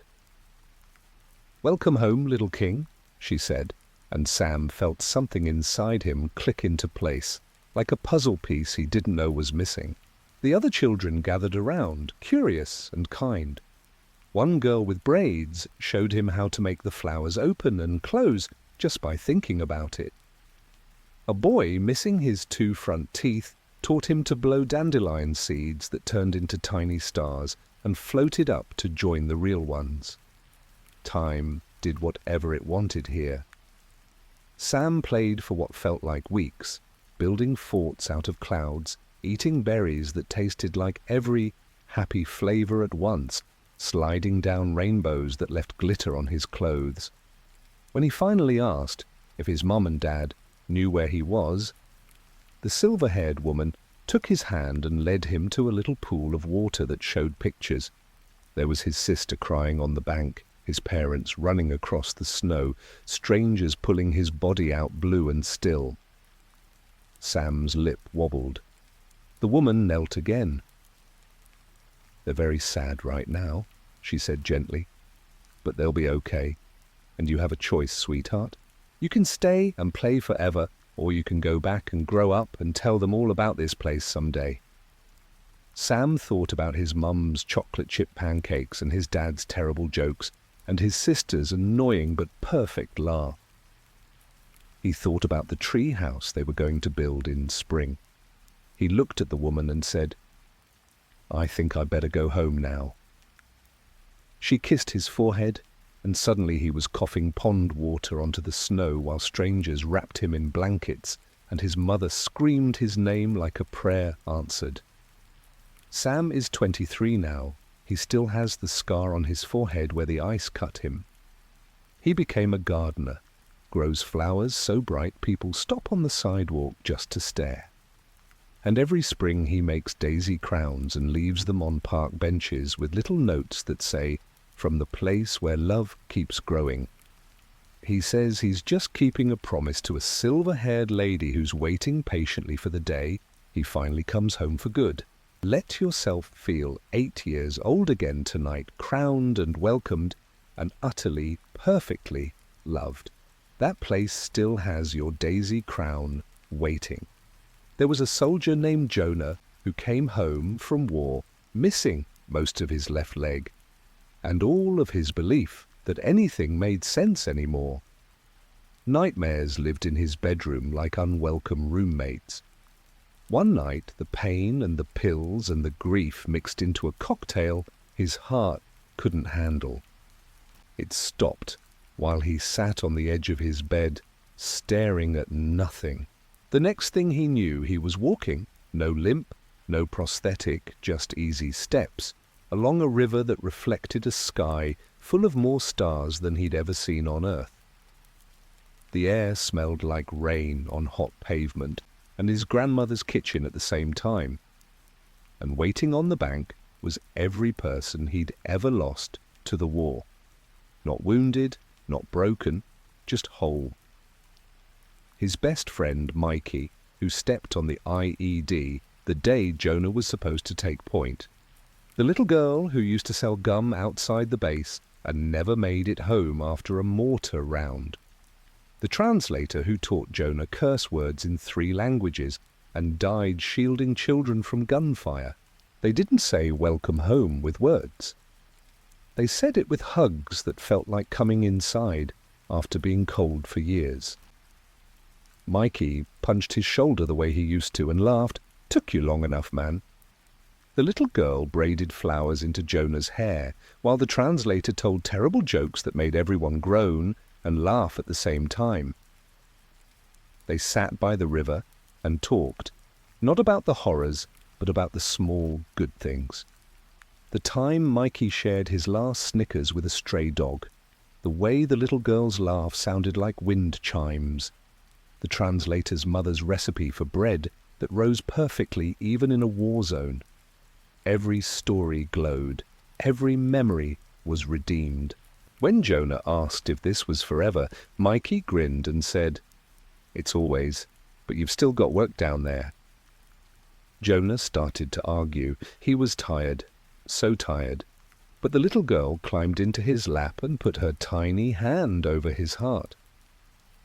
"You promised you'd teach your niece to fish," she said, "and you haven't even met your nephew yet." Jonah cried then, the kind of crying that washes battlefields out of your soul. When the paramedics burst through his apartment door and shocked him back, Jonah opened his eyes, and the first thing he said was, "I'm not done." He still has nightmares, but now someone always waits in them by a river of stars, reminding him the story isn't finished. Let the river of stars flow through your own tired places tonight. The story isn't finished. The love is still writing it. Picture a librarian named Eleanor who spent her life surrounded by stories, but secretly believed her own wasn't worth the paper it would be printed on. Quiet, unmarried, no children, the sort of woman people forget is in the room. One December afternoon she slipped on the icy library steps and everything went very still. She found herself in a vast, endless library, not cold and formal, but warm, with fireplaces and velvet chairs and shelves that stretched into soft golden mist. Every book was a life. And hers was there too, bound in deep blue leather with her name embossed in gold. She opened it with trembling fingers, expecting blank pages or maybe a few polite paragraphs. Instead, the pages were full and they glowed. She read about the little boy who learned to read because Miss Eleanor stayed late every Tuesday to help him sound out words. The teenager who found the courage to leave an abusive home because a librarian slipped her a novel about a girl who escaped and wrote "You can too" on the checkout card. The elderly man who came every Thursday for 40 years just to sit near someone who never hurried him. Every small kindness she'd ever offered had grown into whole chapters of other people's healing. There were illustrations too, smiling faces, open doors, hearts that had been closed, learning to trust again. The book was thick, beautiful, dog-eared in all the best places. A presence sat down beside her in one of the velvet chairs, tall, gentle, made of the same light that came from the pages. It didn't speak at first, just turned to the last written page and pointed. There was still blank paper waiting. "Room for more," it said, voiced like turning pages in summer. Eleanor cried then, but they were the kind of tears that come when you finally understand your life mattered more than you ever dared hope. When the doctors managed to restart her heart in the ambulance, Eleanor woke up, laughing softly. She went back to work the next spring and started writing tiny notes in the margins of library books. "You are not alone. This part gets better. Someone is proud of you today." Readers find them years later and write to the library asking who Miss Eleanor was. The new librarians just smile and say, "She's still shelving books somewhere, still leaving love in the margins." Let the book of your own life open in your hands tonight. Every quiet kindness is already written in gold. There are still blank pages glowing, waiting for tomorrow's gentle words. There was a midwife named Aisha who delivered hundreds of babies and then, one stormy night, went into labor herself with a pregnancy no one knew could happen at 48. Complications came fast, hemorrhage, crashing blood pressure, the monitor flatlining while her own baby fought to be born. Aisha left her body the moment the line went straight. She found herself in a place that smelled like warm rain and fresh bread, standing beneath a tree whose leaves were made of tiny mirrors. Each leaf showed a child she had brought into the world. First breaths, first cries, first smiles. They weren't babies anymore. They were children chasing kites, teenagers laughing in classrooms, adults holding their own newborns. And every single one of them paused wherever they were on earth and looked up with the exact same smile at the exact same moment, as if they felt her watching. Aisha understood then that birth and death are the same door, just different directions. The tree itself leaned down, leaves rustling like a lullaby, and whispered the words she had spoken over hundreds of crowning heads. Push.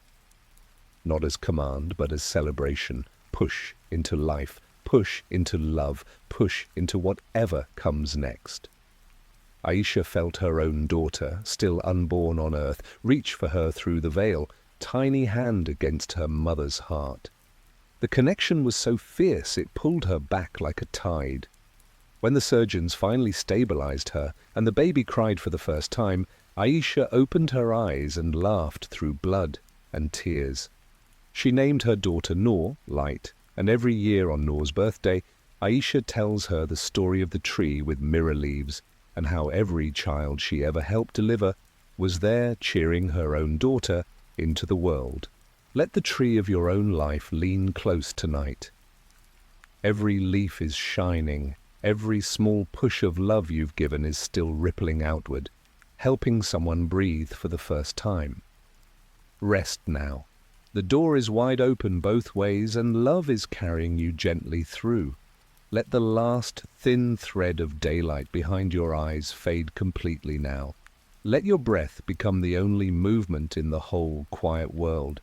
Everything else can wait. Everything else already knows you're safe. Sink. Soften. Listen.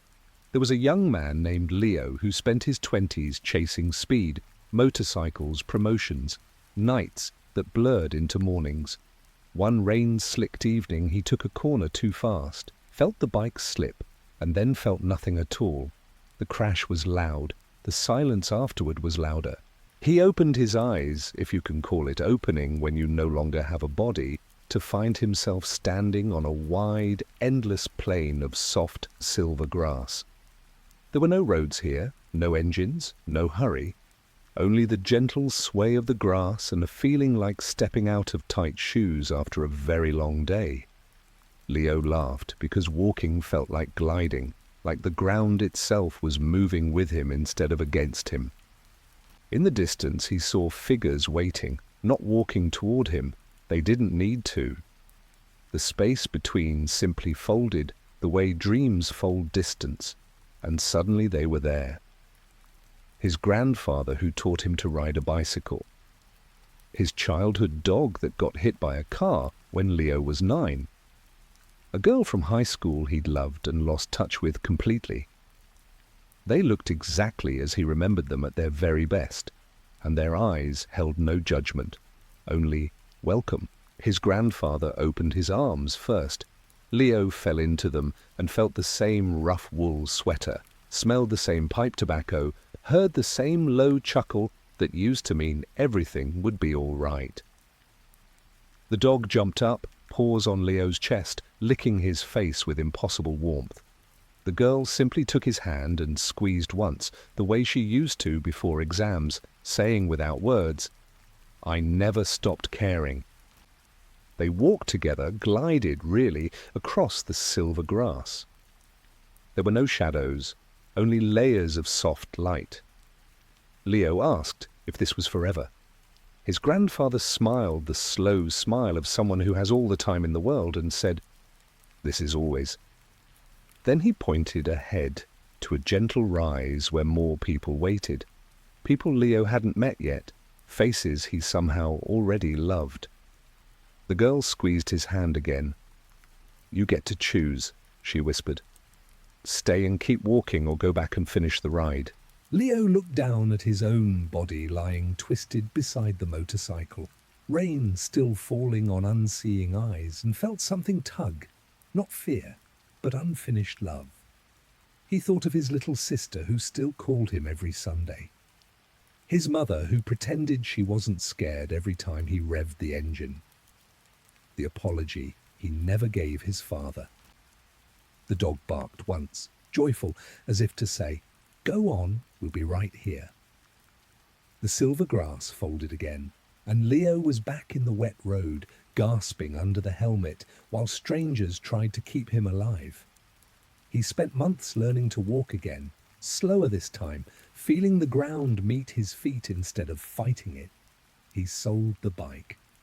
He calls his mother every day now, and sometimes, when the world feels too heavy, he closes his eyes and feels the silver grass still moving gently beneath him, still waiting, still saying, "Whenever you're ready, we'll walk together again." Let your own feet feel that silver grass tonight. You are not walking alone. You never were. Imagine a grandmother named Margaret, who baked apple pies every Sunday and told everyone she wasn't afraid of dying. She just didn't want to miss dessert. One quiet Thursday, her heart gave out while she was rolling dough, flour clouding the air like soft snow. The next moment, she was standing in her own kitchen, only the light was golden instead of electric, and the air smelled like every good thing she'd ever cooked at once. And there, leaning against the counter exactly the way her husband used to before Parkinson's took his steady hands, was Tom, 40 years younger, wearing the same flannel shirt he wore the day they got married. He opened his arms and Margaret walked straight into them, flour still on her apron, tears already falling. They stood like that for what felt like hours and seconds at the same time, swaying the way they used to on the porch swing. Tom smelled like wood shavings and coffee and safety. When they finally pulled apart, he brushed flour from her cheek and said, "I told you I'd be in the kitchen when you got home." The table was already set, lace cloth, good china, a pie still warm and perfect. Their parents were there, and old friends who'd passed years ago, and even the baby they'd lost in 1962, now grown into a quiet young man with Tom's eyes. Nobody rushed, nobody checked a clock. They passed slices of pie and told stories that made the light brighter with every laugh. Margaret kept touching Tom's hand to make sure he was real. Every time their fingers met, she felt the same spark from their very first date in 1957. Eventually, Tom walked her to the window. Outside was the porch swing, gently rocking in a breeze that carried apple blossoms. "You can stay," he said softly, "or you can go back and finish the pie you were making for the church sale. Your granddaughter is bringing her new baby next Sunday. She's going to need her grandma's arms." Margaret looked at the swing, then at the pie, then at Tom's face. Still impossibly handsome, still impossibly patient. She kissed him slow and sweet, tasting cinnamon and forever, and whispered, "Save me the corner piece." When the paramedics got her heart started again, Margaret opened her eyes in the ambulance, and the first thing she said was, "Tell the church there'll be 2 pies this year." She baked until she was 94, always saving the corner piece wrapped in wax paper on the top shelf. The day she finally didn't wake up, her granddaughter found the corner piece waiting, still warm somehow, with a little note in Margaret's handwriting. For Tom, "Tell him I'm on my way. Let the kitchen of your own heart open tonight. Someone is saving you the best piece. Love keeps it warm forever." There was a little girl named Luna who drowned in her family's swimming pool the summer she was 6. Her father pulled her out too late, carried her small body across the patio, screaming a sound no parent should ever make. While doctors worked and machines screamed, Luna was somewhere else entirely. She was standing on the bottom of the clearest ocean she had ever seen, but she could breathe perfectly. The water was warm and full of light, like swimming inside a pearl. Fish made of every color swirled around her, brushing her cheeks with soft fins, and far above, the surface shimmered like a ceiling of diamonds. Luna looked up and saw a man standing on the water. No, in it, part of it, arms open, smiling the way her daddy smiled when she ran to him after preschool. She knew instantly who he was, even though she'd only ever seen pictures in her storybook Bible. He knelt, the water held him gently, and opened his arms. Luna swam, flew, straight into them. He smelled like sun-warmed laundry and safety, and something she had no word for yet. He held her close and whispered, "You're safe, little moon. You're so safe." Luna buried her face in his neck and felt every fear she'd ever had, the dark monsters, the loud crack of thunder, simply dissolve. When she looked up, he touched her cheek and said, "Your daddy is very sad right now. Do you want to go give him one more hug?" Luna thought of her father's arms, how they lifted her high above his head and spun her until the world was laughter. She nodded. The man smiled, and suddenly they were rising, the pearl water falling away like the softest curtain. The last thing Luna felt was a kiss on her forehead that tasted like sunrise. Then she was coughing pool water onto the patio while her father sobbed her name over and over, holding her so tight she could barely breathe. And she laughed, because breathing had never felt so good. Luna is 12 now. She still can't explain the scar-shaped light on her forehead that doctors say isn't there. She swims like a fish, fearlessly, joyfully. And every night before sleep she touches the place where the kiss landed and whispers "thank you" into the dark. Sometimes the dark whispers back, "Let that same kiss find your forehead tonight. You are safe. You are so safe. The water holds you, and it is made of love." Imagine an artist named Diego who painted huge murals of suffering, war, poverty, grief, so beautifully that people wept in front of them but never felt healed. One night he collapsed in his studio from a ruptured aneurysm, paint still wet on his fingers. He woke, if waking is the right word, inside the largest canvas he had ever imagined. Only this one was alive. The colours breathed, the figures moved, and every face of pain he had ever painted stepped out of the wall and walked toward him, not accusing, not angry, simply free. A child soldier laid down the gun Diego had painted in perfect, terrible detail and became just a little boy who wanted to play soccer. A mother, grieving over an empty cradle, opened her arms and they were suddenly full of light instead of loss. A man hanging from the chains of addiction felt them turn into silk scarves that drifted away on a warm wind. One by one they came, touching Diego's face, his hands, his heart, leaving behind the faintest trace of color on his skin, like forgiveness made visible. When the last figure stepped back into the painting, the entire mural had changed. Where there had been brokenness, there was now only beauty. Fields of wildflowers growing out of battlefields, children flying kites shaped like doves over cities that used to burn. Diego fell to his knees, paint-stained tears falling upward into the living sky.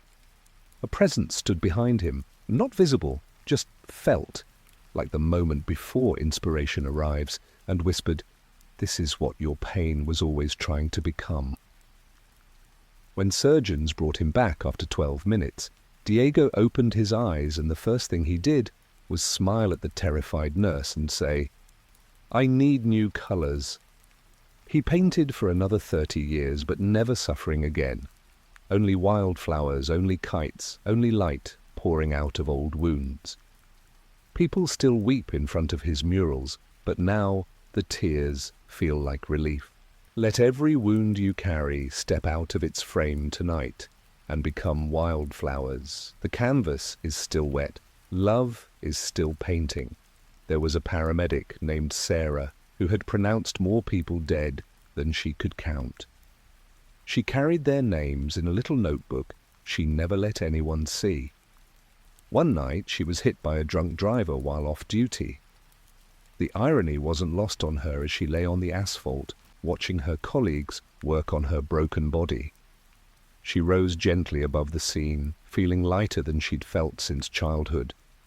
And then the light opened, not blinding, just wide, like a hug you didn't know you needed until it arrived. Inside the light stood every person she had ever held while they took their last breath. They looked peaceful, whole, impossibly grateful. An old woman who died alone in a nursing home took Sarah's hands and kissed them. A teenager who overdosed in a bathroom pressed his forehead to hers the way he used to do with his mother. A baby who never drew breath opened tiny, perfect fingers and wrapped them around Sarah's thumb. None of them spoke with words. They spoke with memory, showing her the exact moment she had made their leaving softer, gentler, less alone. The old woman remembered Sarah singing, "You Are My Sunshine," under her breath. The teenager remembered Sarah closing the bathroom door so his mother wouldn't find him first. The baby remembered Sarah's heartbeat against his cheek for the 3 minutes he lived outside the womb. Sarah felt every thank you pour into her like warm honey. When her partner finally got a pulse and shouted her name, Sarah came back sobbing, not from pain, but from the sheer weight of being loved by people she thought she'd failed. She still works the ambulance. She still carries the notebook. But now, on the inside cover, she wrote a single line in red ink. They were never alone. Neither am I. Let every hand you've ever held in darkness find yours tonight. You made their leaving softer, They are making your resting gentler. Love is a circle that never ends. Rest inside it now. Rest deep and long and sweet. The light is warm, and it knows your name.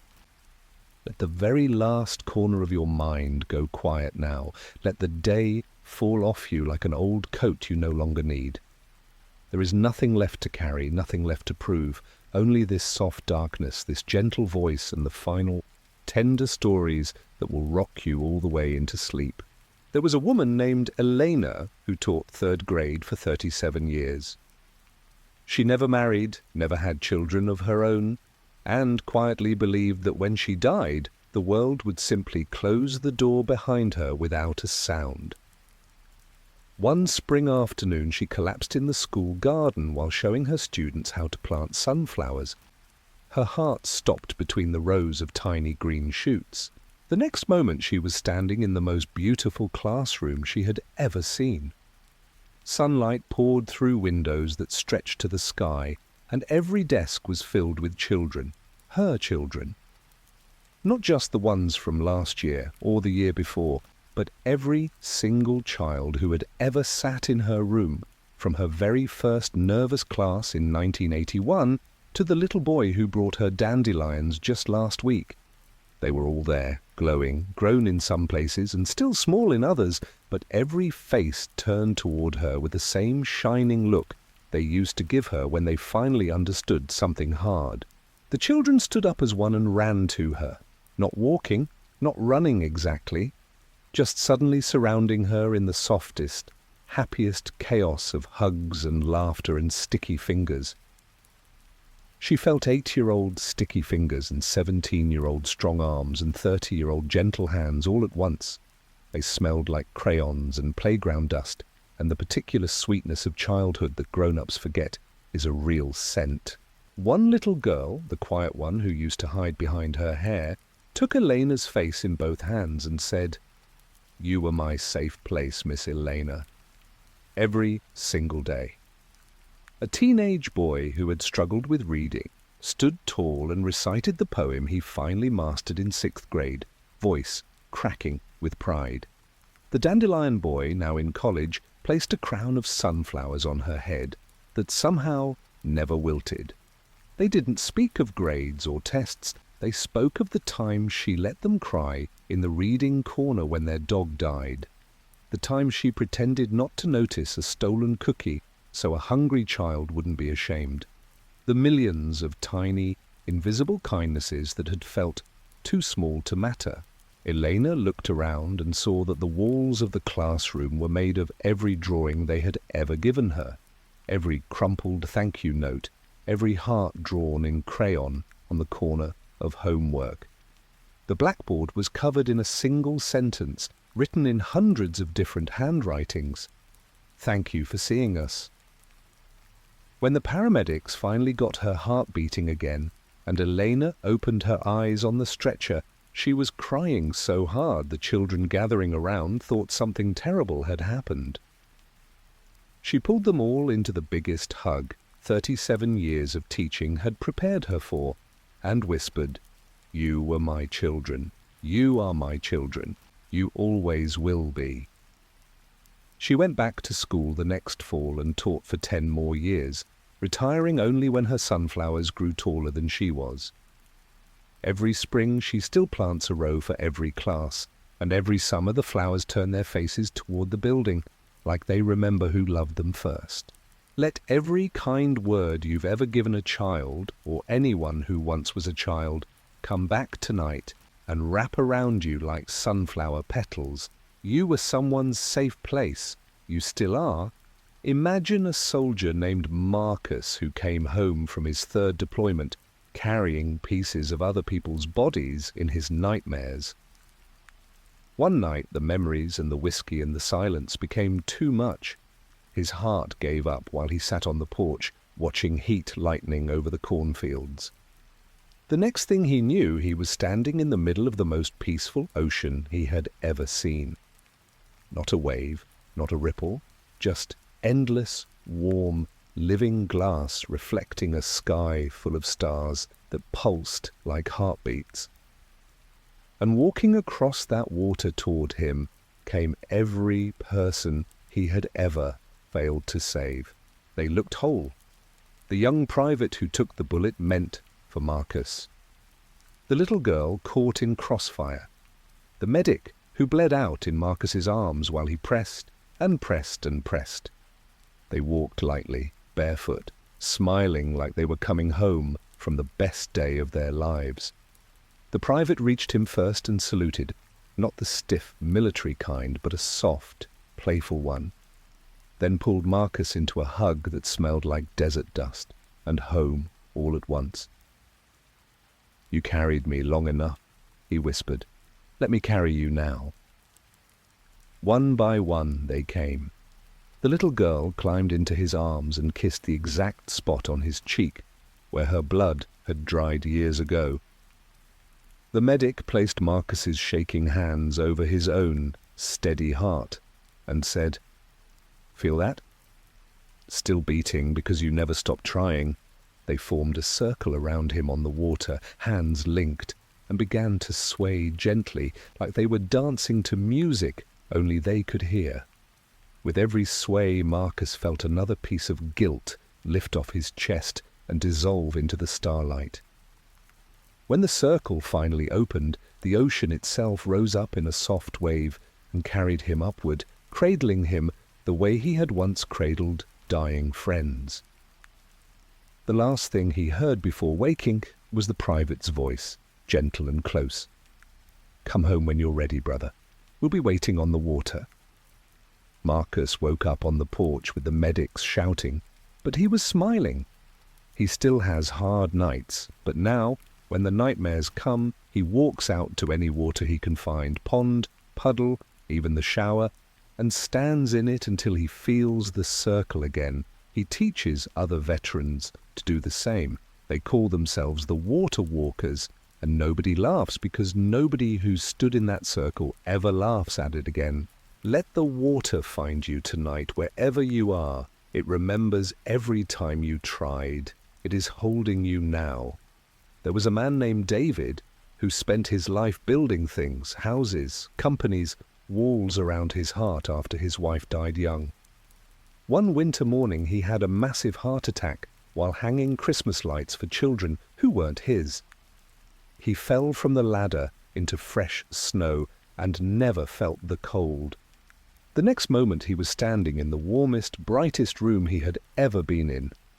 And there, in the doorway, was his wife, exactly as she looked the day they got married, barefoot in her dress, laughing because she'd stepped on his toes during their first dance. She ran to him, and they held each other so tightly that 30 years of missing her poured out of him in one long, shuddering breath.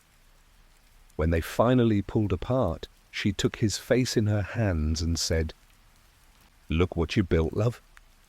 She turned him toward the window. Outside was every house he'd ever framed, every family who had laughed under roofs he'd raised, every child who had ever slept safe because he'd worked late to make the walls strong. But they weren't just buildings anymore. They were made of light, and inside each one he could see the moments of love that had happened there. First steps, wedding nights, deathbeds surrounded by grandchildren, ordinary Tuesdays that somehow became sacred because people felt safe enough to be kind. His wife slipped her hand into his and squeezed. "You thought you were only building walls?" she said, smiling the smile that first made him believe in forever. "But every nail you drove was a prayer. Every tired night you kept going was a love letter. You built home, David, over and over and over." David looked down and saw that his own hands were glowing too, the same light as the houses. When the paramedic shocked him back and he opened his eyes in the snow, the Christmas lights were still in his hands, still blinking. He finished hanging them that same day, slower, crying quietly the whole time. Every year after that he hung lights for strangers, always leaving a single strand unplugged until Christmas Eve, then plugging it in while whispering her name. He says the lights burn brighter when he does. Let every tired thing you've ever built turn into light tonight. You were writing love letters all along. They are still shining. Imagine a nurse named Amrita who worked in a refugee camp for 20 years, holding children who would never see home again, stitching wounds that would never fully heal, whispering lullabies in languages she barely knew. One night, an airstrike took the hospital tent while she was comforting a little boy with shrapnel in his legs. The explosion was white, then everything was quiet. Amrita found herself standing in a field of the softest grass, and running toward her were hundreds of children, barefoot, laughing, whole. The boy she had been holding was at the front, legs strong and perfect, eyes bright with joy.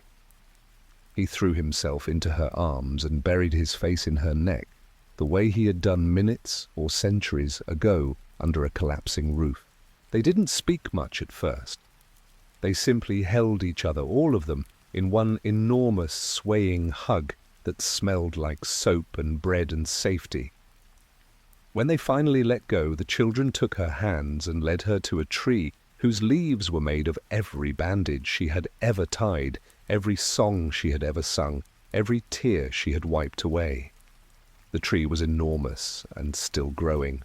The little boy tugged her sleeve and pointed upward. High in the branches sat new leaves, tiny, tender, glowing. Each one a child still waiting on earth for someone to hold them tonight. Amrita understood. Nothing she had done was finished. The tree would keep growing as long as love kept growing. When rescue workers found her body and somehow, impossibly, found a pulse, Amrita opened her eyes under a sky full of smoke and started singing the same lullaby she had been singing when the bombs fell. The children still in the ruined ward say her voice sounded like it was coming from everywhere at once. She went back to work the next week with bandages on her own burns, and every night since then she sings until every child left in the camp is asleep. She says the tree sings with her now and the leaves never stop growing. Let every small act of love you've ever offered become a leaf tonight. The tree is still growing. Your song is still needed. Close your eyes completely now. Let the very last story carry you all the way across the quiet river into sleep. There was a woman named Beatrice who lived alone in a tiny apartment filled with plants and books and photographs of people who had already crossed over. She was 92, ready and not afraid.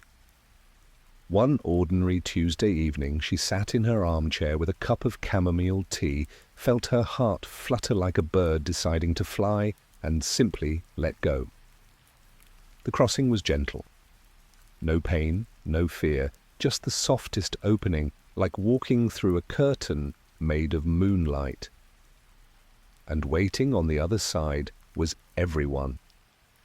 Her husband, who died in the war before they could have the children they dreamed of, her mother, who taught her to read by lamplight, her best friend from childhood, who moved away and was never found again, the baby brother who lived only 3 days.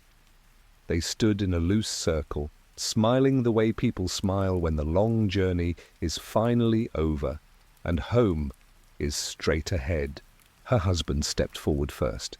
He looked exactly as he did the day he left for the front, young, strong, eyes full of the future they never got. He opened his arms and Beatrice walked into them like she had waited 74 years for this single hug. They stood that way for a long, long time, swaying gently, tears falling upward into starlight.